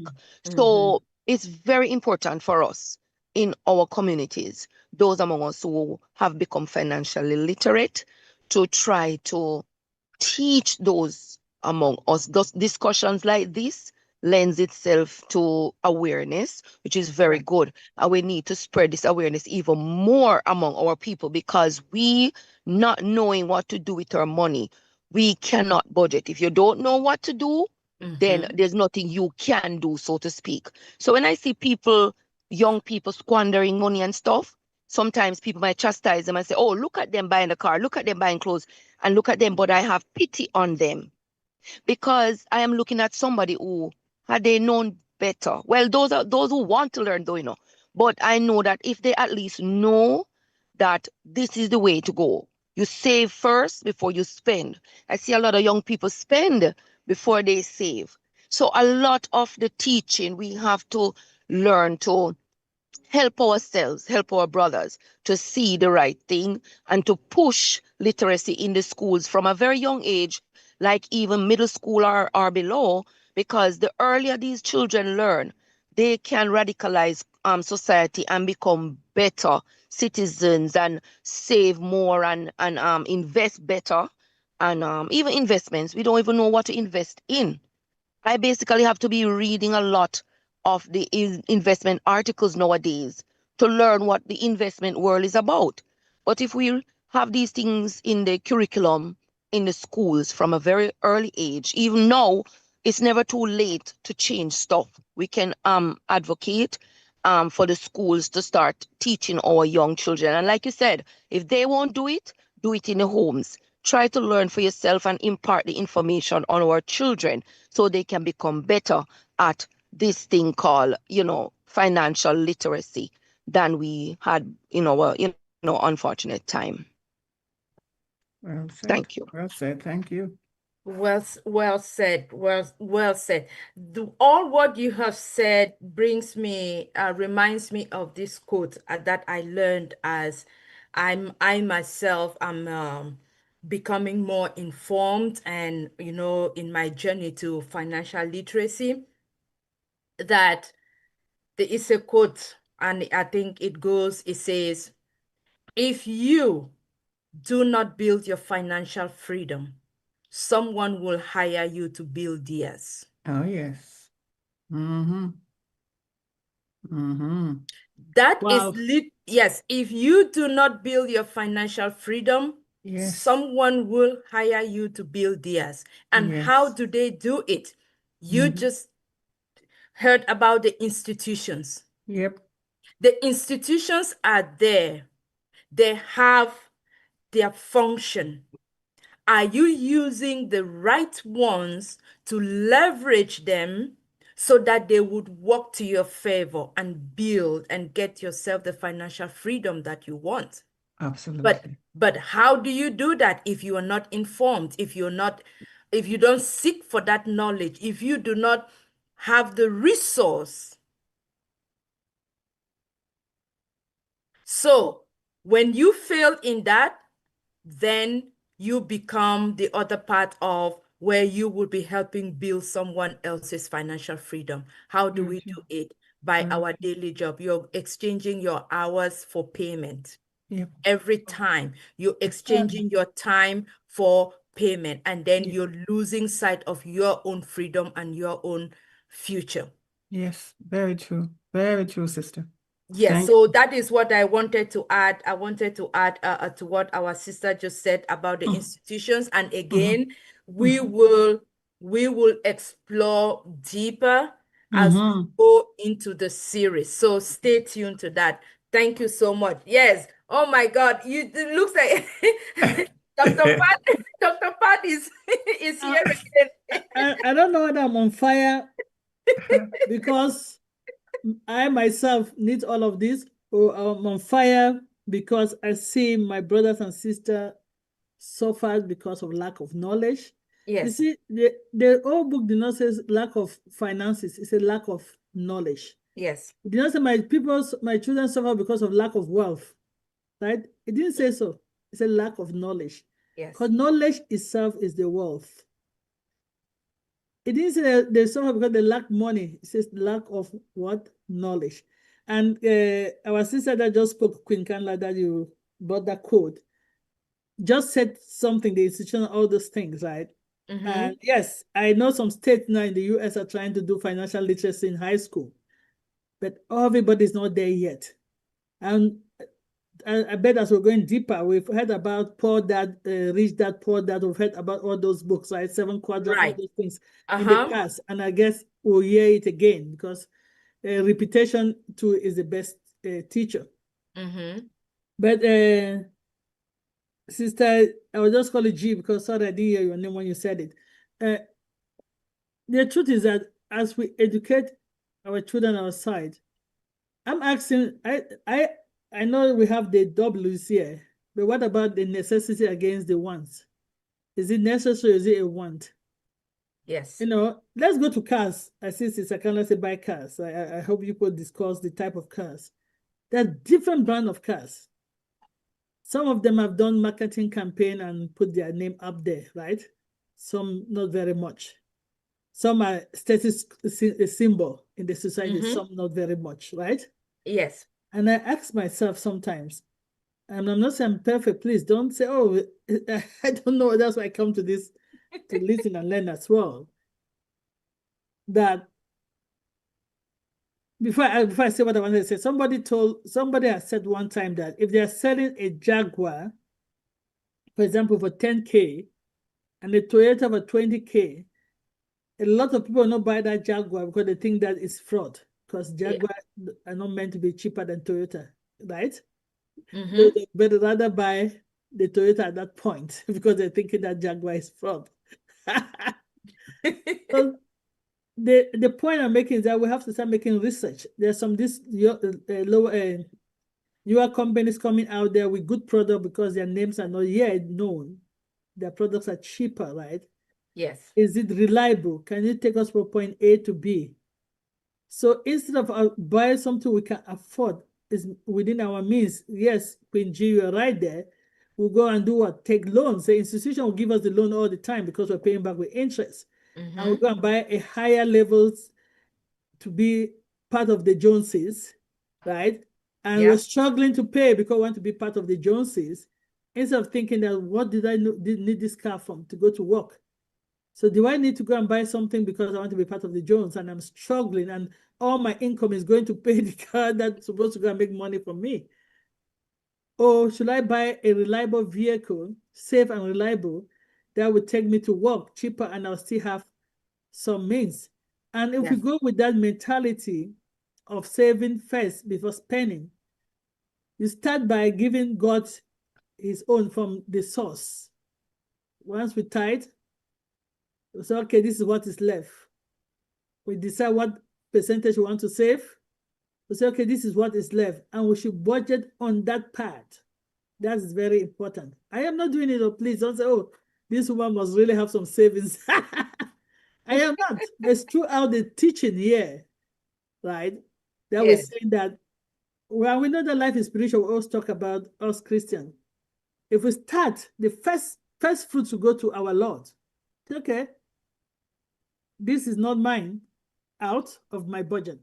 All right, I want to keep 5%, decide a percentage of yourself for my rainy days out of my budget. All right, this is really what I have to work with. If we discipline ourselves to start doing that, then we see that that's how we can build our wealth. So this education here is another way that we can build that wealth if we practice some of these principles. I'm not doing it yet, don't get me wrong.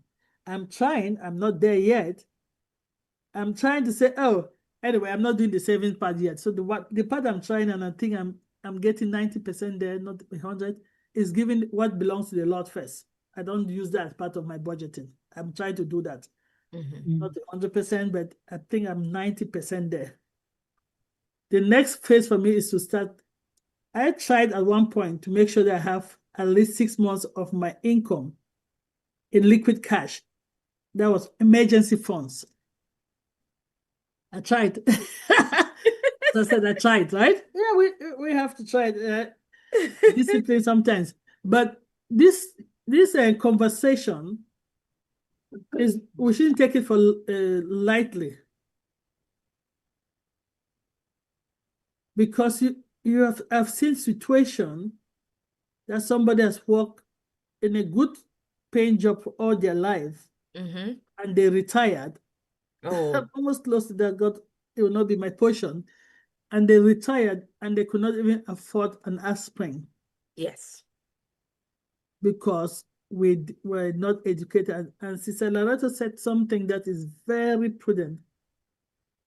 We're not saying you shouldn't give. She's telling the children, yes, I'm not saying you shouldn't give your friends, but let it be part of your budget for that time. Correct. Don't spend ahead of time because you want to take care of your friends. Some of us have done that. Yes, God says we should give, but don't be a foolish giver. We have done that. We have carried, maybe carry our family, carry our community, carry everybody on our head, and carry it in the foolish way. That is not good stewardship. No. We think that is good stewardship. Is not. Yes, I know God says we shouldn't worry about tomorrow. Don't get me started. But we have to read the Bible in complete content. Some of us don't. We just say, oh, but God says I shouldn't worry about tomorrow. This person is suffering. Why not? Give everything tomorrow, take care of itself. True. But are we applying that scripture in content? Are we applying with the other scriptures? So you should be good steward to what I give you. Are we putting the whole total package in this financial literacy? So this is good conversation. I can't wait. I'm already excited to go deep dive in the series. I'm excited already to remind myself, because when we're doing it, I think I got better and I forgot it because it's been a while that we have not touched this, and I've gone back to my bad habits. But this is very important. I gave my daughter's budget for a month, and they always break through that budget. I said, this is not that you should use it. This is emergency. God help us with this young generation, Gen Z. They said, but Mom, I said, no. What was the emergency? They can't tell me. So everything for them is emergency, okay? Everything for them. This new generation. So let's keep doing this, keep educating, keep having this conversation with us that are 45 of us. If we have community, we have friends, we have sisters, let's take this conversation back to them. And hopefully they'll take it back to another person. And this can be a chain reaction. We are struggling, waiting for the institution, waiting for the schools. If they're not doing it yet, let's start. Yes. Let's start doing it. Let's start talking. Let's start saying that, hey, let's call each other. Seriously. It could be hard, but hey, Sister Kanla come from me. I say, okay, Sister Kanla, yes, but how have you been managing your finances? I mean, maybe we should start asking this question. How did you find yourself in this situation? Things happen. Okay, how can we do better next time? Maybe we should start having these conversations. We don't. I'm finding myself in trouble. I do too find myself in trouble because I'm not having this conversation with anybody. That's how we can spread the word, Queen G. Let's start having the conversation among us, among our community. At one point, Dr. John did a series of credit card with the young kids. I don't know, it looked like he's supposed to have done it with our teenage and young adult Gen Z children in the community. And they were engaged. I don't know what happened. I think it was, I don't know how many series he did. Just understanding the credit card. Like for me, I use credit card because I don't want to use cash. But it might not work for some people. And that's for you, maybe cash will work for you because if you go to store alone with $5, you will not spend more than $5 like because you don't have it. So that type of conversation, what method work for you? For me, the credit card helped me because I could see all what I spent in the month. Oh, no, I've gone above because it was one place. But for some people, it will not work because the limit is there, right? You just swipe, you're not thinking. So don't use that method. Maybe you do cash method. Maybe say, I'm going to the store with $10 and you will not spend more than $10 because you don't have more than $10. Find what works for you and apply it in the situation. Life happens, things, what they pay us is not enough, I know, because there's so many things, but let's ask for discernment. Is this really a necessity or just a nice to have? Yeah. If it's a nice to have, you don't have money, don't have it. If it's a necessity, okay, how do I, if this short term, long term, how do I plan to get it? If it's a nice to have and you don't have the money, you're going to take loan to buy a nice to have, do not do it. It's not worth the trouble. Oh, Be contented with yourself. Life is not a sprint. It's a marathon with yourself. Do not compare with everybody. It's not comparison. Everybody knows where the shoes pinches. Don't see that. I see celebrate your sisters. I one day you'll be celebrated. I see my sister Yvonne buy a 7-bedroom house. I say, how did she do? How would get a 7-bedroom house? Come rain, come shine. I'll get it. You cannot even sleep in a 7-bedroom house. Because now you have to look for 10 jobs today. That's not my style. That is not my style. So you're not going to see that. I'll just give an example, right? I know. oh my goodness. And we do that. We do Yes. that. Now you cannot even have time to sleep in that bed because Sister Yvonne, I'll let you go because I know you have a lot. I know. I'm my not going to do that because Queen it's not Yvonne, Queen Yvonne, before you go, I mean, Yes, Dr. P, let me just put this in. You just said something and it triggered a memory to me where we also have the saying that goes, yes, you can have all the money in the world. You can be the richest man in the world, but how many homes can you own? You can own 5, 10, 20, right? But you can only stay in one home. You can And only drive you one can car. only stay I was in going to one go home. to that. You can only drive one car at a time. You can only drive one car, and you can only drive that one car at a particular moment. You can only eat a little portion of food at that particular moment, no matter how much food you accumulate or you save. In the house, you have only one bedroom, and you can only sleep in that bedroom. You have one bed, and you can only sleep in that little tiny space on the bed. No, You Queen cannot Kanla will sleep be on the rolling all entire over the bed. 10 beds. All right. I would chain my cars together and drive them. I mean, so then, so we begin to see the psychology. We begin to see the part where whether it's you are uninformed or whether you are intentionally doing what you're doing, but then at the end of the day, it's not healthy. At the end of the day, what are you doing? Who are you doing it for? Why? Yes. Who are you helping when you do that? Yeah, when Queen Evan goes, Dr. B, All right, Queen you Queen can take Yvonne. it So open I discussion. just wanted to say that Dr. Pat, you just triggered Yeah, I me. Yes. know. I was going to tell you I change my 10 cars and drive them. So go ahead, Queen Evan.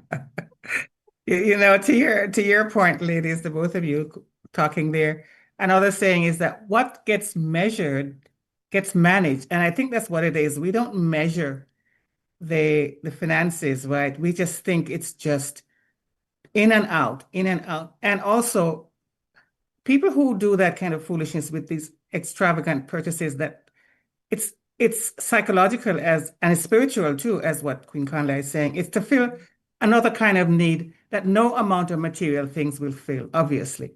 But that is how they chose to do that. When you are on purpose and you have a purpose, every penny that you have is spoken for because it's directed towards something higher than yourself. It's talking about, like what Sister Patience said, you give your first bits to the Lord, not because he needs it, but because that is what is commanded of us, because you're building his kingdom.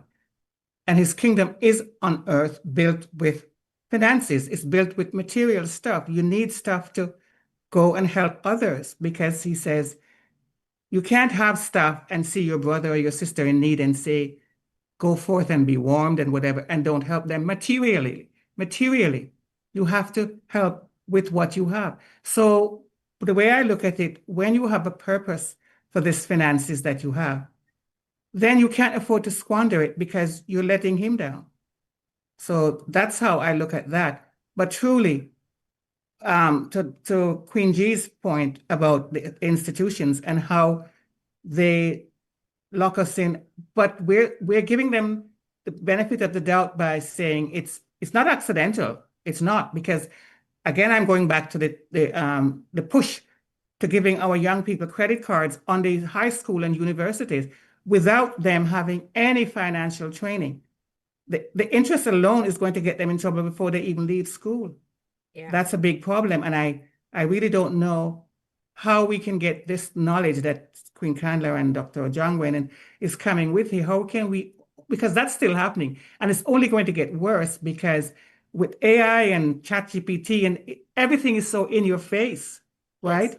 Yes. It's so easy to pull out that card and sometimes these young people, Gen Z and Gen Alphas or whatever, they don't even know what they've purchased. They don't remember that they've purchased it. No. And the credit card is maxed and they're coming after the parents because some of the times the parents are the ones, or the adults in the lives are the ones who signed for these cards.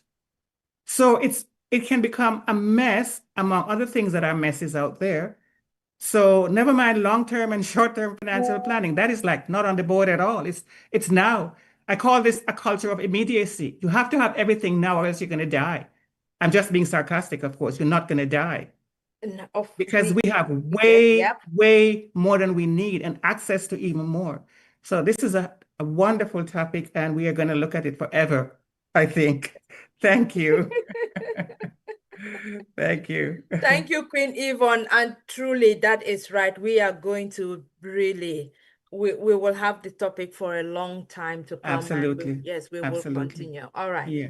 Yes. Do we have any other? Queen Benny. Oh, our first lady. Now. So Queen Yes. Benny, if you can run the discussion now and see whether there's anything. Yes. And if not, then hey, we can close. Queen Benny. Well, first, this topic, I think we need more and more every Sunday because it's really, I love the topic. And when it comes to giving money or credit cards to your children, I will not do that. I will not sign for any credit card. I wouldn't do that. I can only pay your school fees for some time, but after your bachelor's degree, you need to proceed with your money. And if you want to further education, pay it yourself. Why do you want to spoil your children? It is stated in the Bible that when you spare the rod, you spoil the child. And the Benny will never spoil any child. I don't spare rods at all.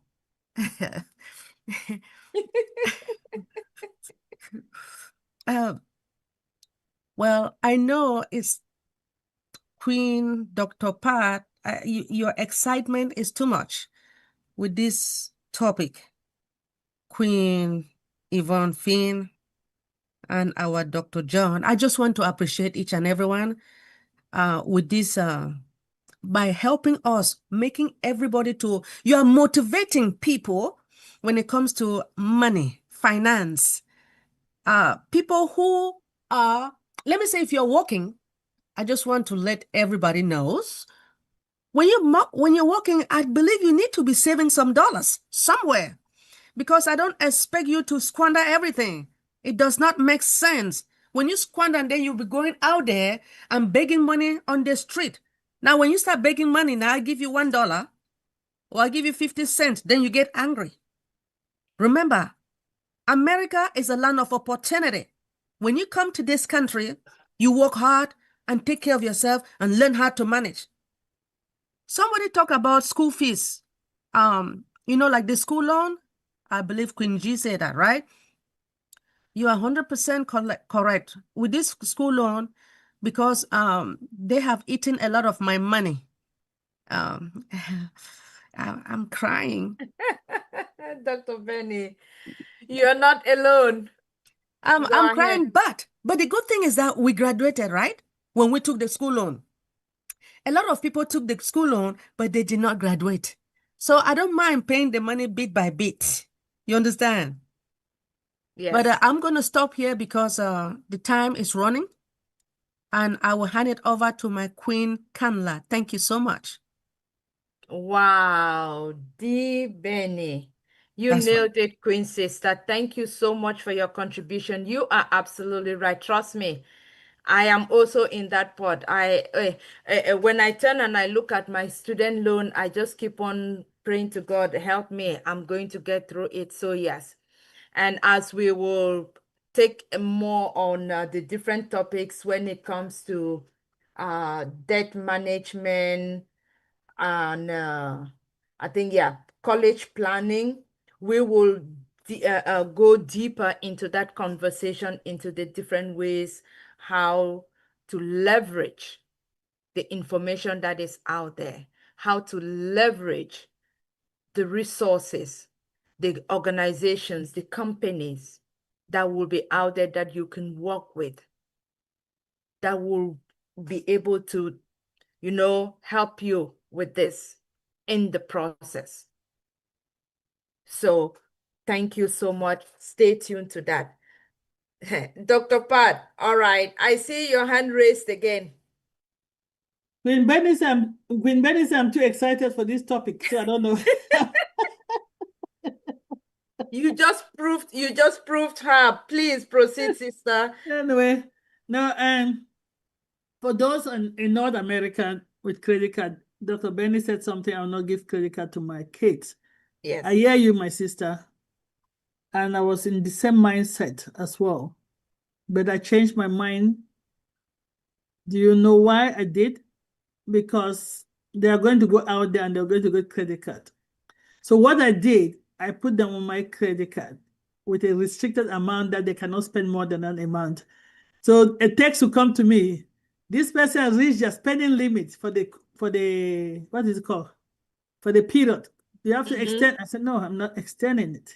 So sometimes you see they reject $2.50. They try to buy something at $2.50. I said decline. So I put it and I told the credit card company that this is the fixed limit for them. The whole idea was to get them to start disciplining them. Because when Right. they go out there and they're on their own, they have that discipline. So basically, I've taken their allowance and given them a credit card, blocking that allowance that is for them. I remember the credit card company one time called me, oh, if you don't, I said, I'm not going to expand it. And make sure it is declined when they get to their limit.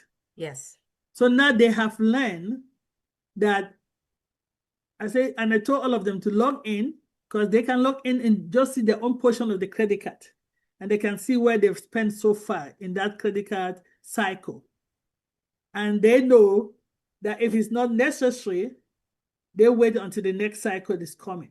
Yes. Because remember, you actually have a month to pay your credit card. So I'm trying to teach them that.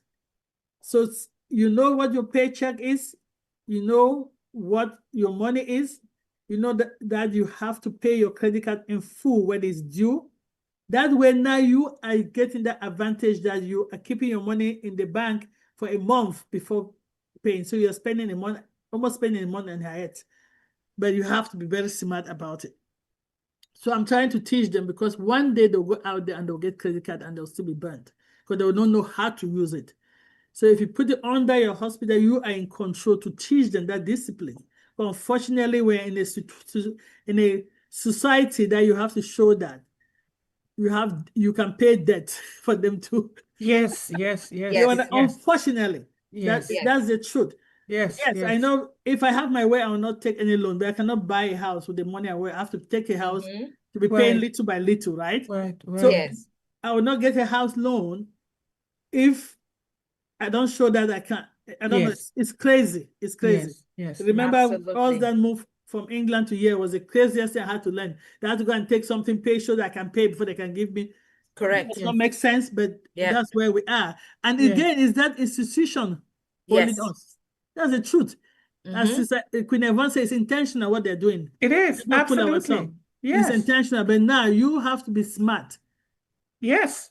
Use the So- system. Use the system. If Yep. that, I think that's Yep. one thing I can say, that me too, I'm enjoying the system. I've not paid a single interest in credit card, because I pay my credit card all On time. Good and I for you. use it ahead of time. Yes. Yes, Good. my sister. There you Good. go. That's how I you do understood it. it so fast. I had to teach even my husband credit card what it means.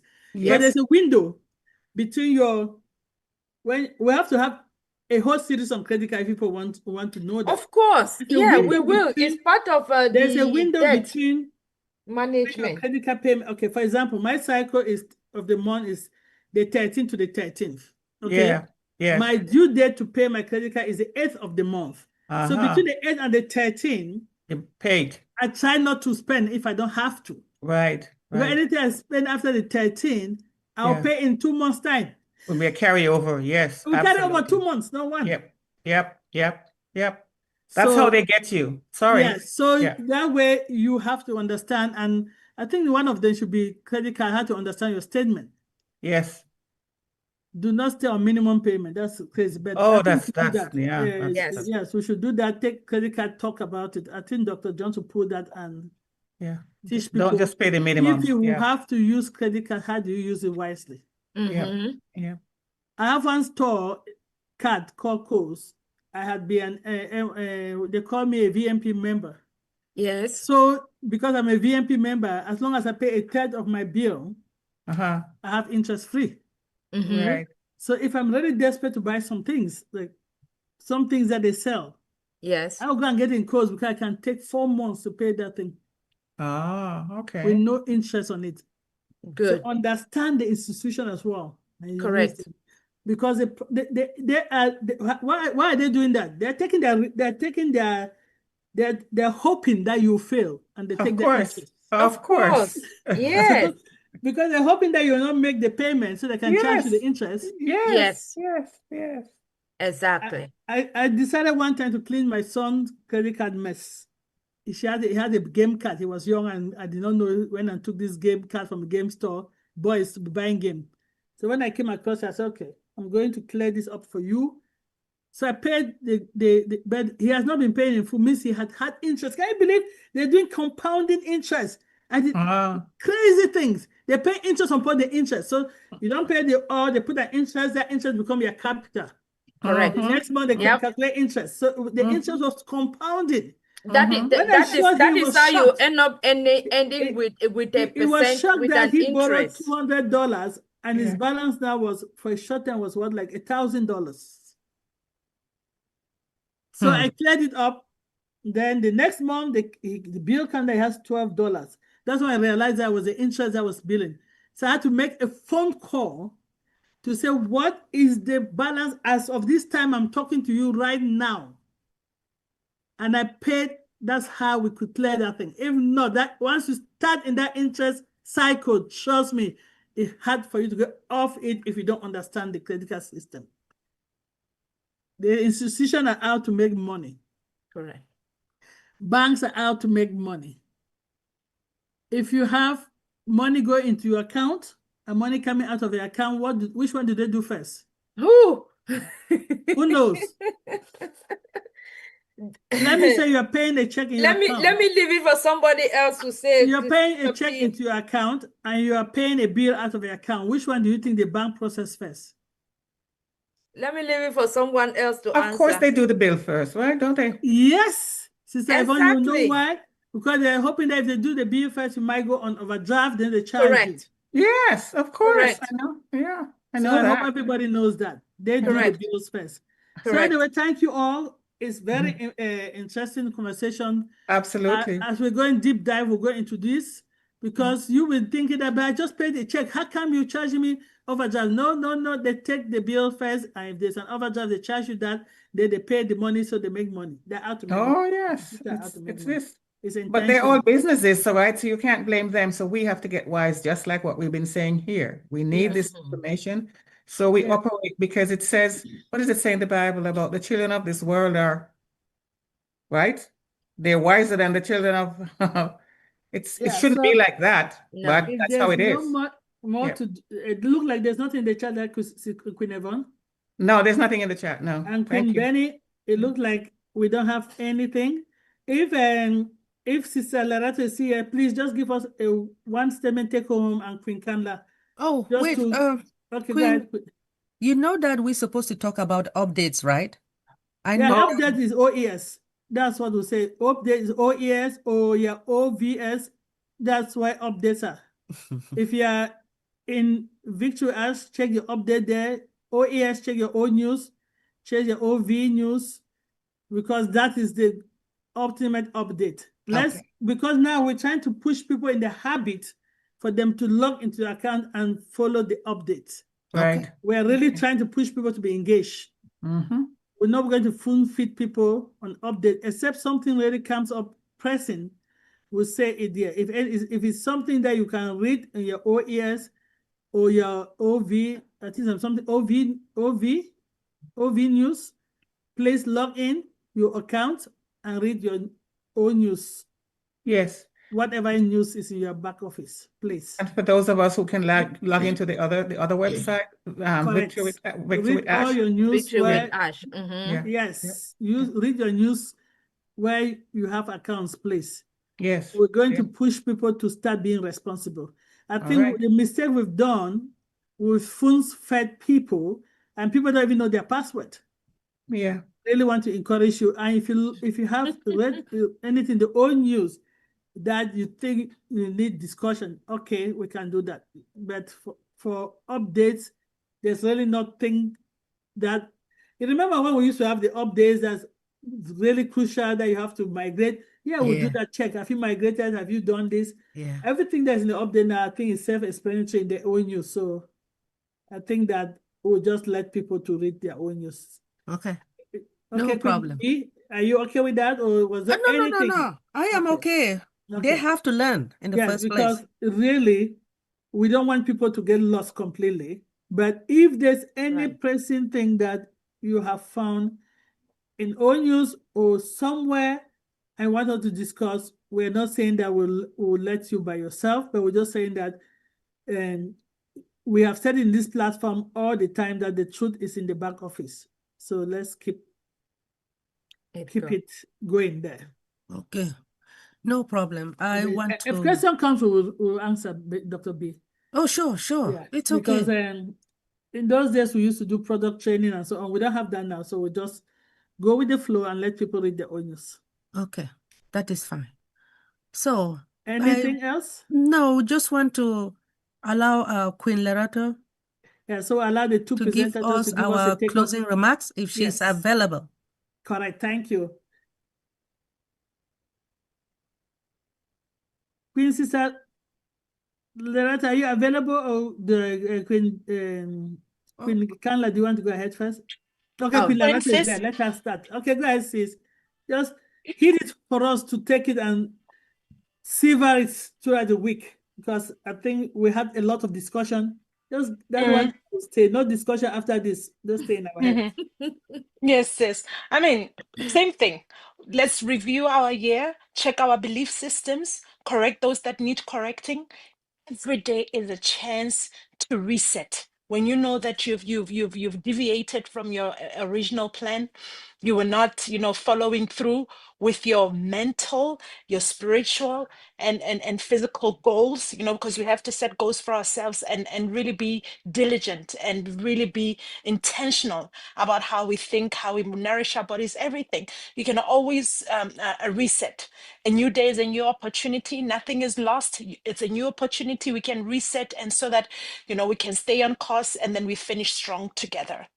So let's do that. And also honesty. We have to be honest with ourselves. In moments when we didn't, follow through, or we fell short, we have to admit it to ourselves, take it with a stride, and make the right, to correct our course. So yeah, that's what I'm gonna say. Thank you, sis. Thank you. I really needed that. Okay, don't be like Queen Patience here. I want to lose weight. I sit on my bed, lie down, play the exercise videos, watch it, and expect the miracle. Be intentional about it. I'm just telling you for the truth. I'm not going to We lie. do that, I'm sir. going We to do be. I'm going to tell myself the truth now, because this is not a lie. I'm just telling you, but don't be like me. I'm like, oh God, you will do this for me. All this word will come down in Jesus' name. Hallelujah. Amen. I sit in my couch, I put the video and I'm watching it instead of doing the exercise with it. It doesn't Sometimes I work do that way, that. people. You have to you have to be intentional. Thank you, sis. Thank you. Reset, and refocus. What do you think, Kanla? Oh, patience. You need help. I need help. Thank you But so they much. say they Yeah. say confession is good for the soul. So okay, go ahead. Yes, it is. Thank you, Queen Dr. Pat. To add to that, I mean, it's true. Let us also take this as that one other aspect of our life that we will continue to do self-reflection as we come to the end of the year, and as we come to the start of the new year. We will continue in having this kitchen table conversations, because I mean, all what we are trying to do is, we know the institutions are there. Like we saw the sources, the government institution, the private, the non-for-profit, the informal, they are there. How do we leverage them to work for you and not them taken away from you? We know that they will not teach this information in the classrooms. The organizations, they have defined blueprint in little tiny writings that you don't even know where to find them. So this is going to be an opportunity for us to bring it to our own kitchen table. When we put it here in our own kitchen table, this is our home, this is our table. We talk, and then you can take it from here to your own kitchen table, your home, your loved ones, your community. And in that way, we begin this conversation, this process, to be able to, bring everyone to the table, be able to have these conversations, and make that life transforming decisions again. And let us remember that If you do not make them for yourself, someone will help make them for you. If you do not build that financial freedom for you, someone will hire you to build their financial freedom. So thank you for listening, and I look forward as we expand on this topic. Again, the topics that will be coming, we will expand to include a lifetime income, protecting your income, long-term care, life insurance, estate planning, college funding planning, business opportunities. We will cover all of these aspects in the series that will come. And I will be doing this with Dr. John, but at the same time, I also want to acknowledge our other leaders that have done other presentations on financial analysis. I think Queen Aisha has also been instrumental in gifting us with knowledge as well. So thank you all, and stay tuned and look forward to our next kitchen table chat. Thank you, Queen Kanla. Thank you, Sister Queen Lerato. As we know, keep engaged. The year is coming to an end. This is season of high expectation. Just surrender everything to God and trust that everything will be okay. Just have your contented spirit, be contented with what you have, and trust that God will provide what you need. And to keep your mind going, join our other sister platform.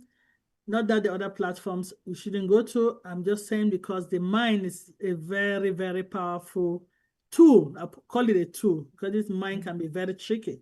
And I know this platform always try to feed our minds.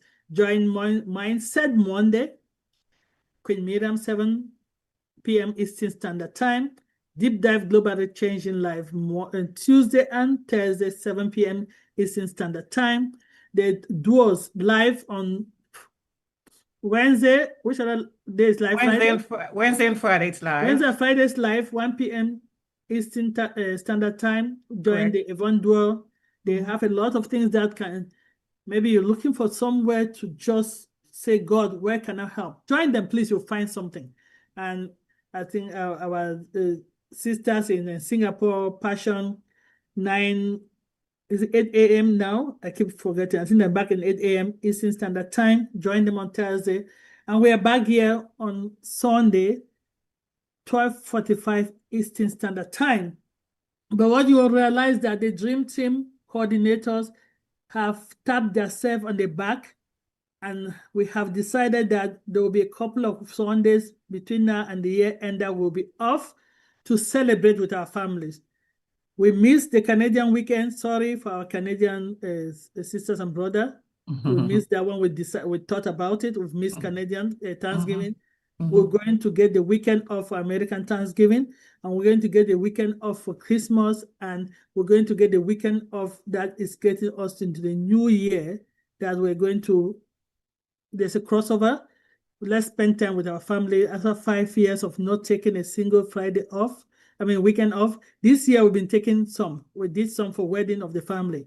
So that you will know, the next week will be here. The topic will be announced.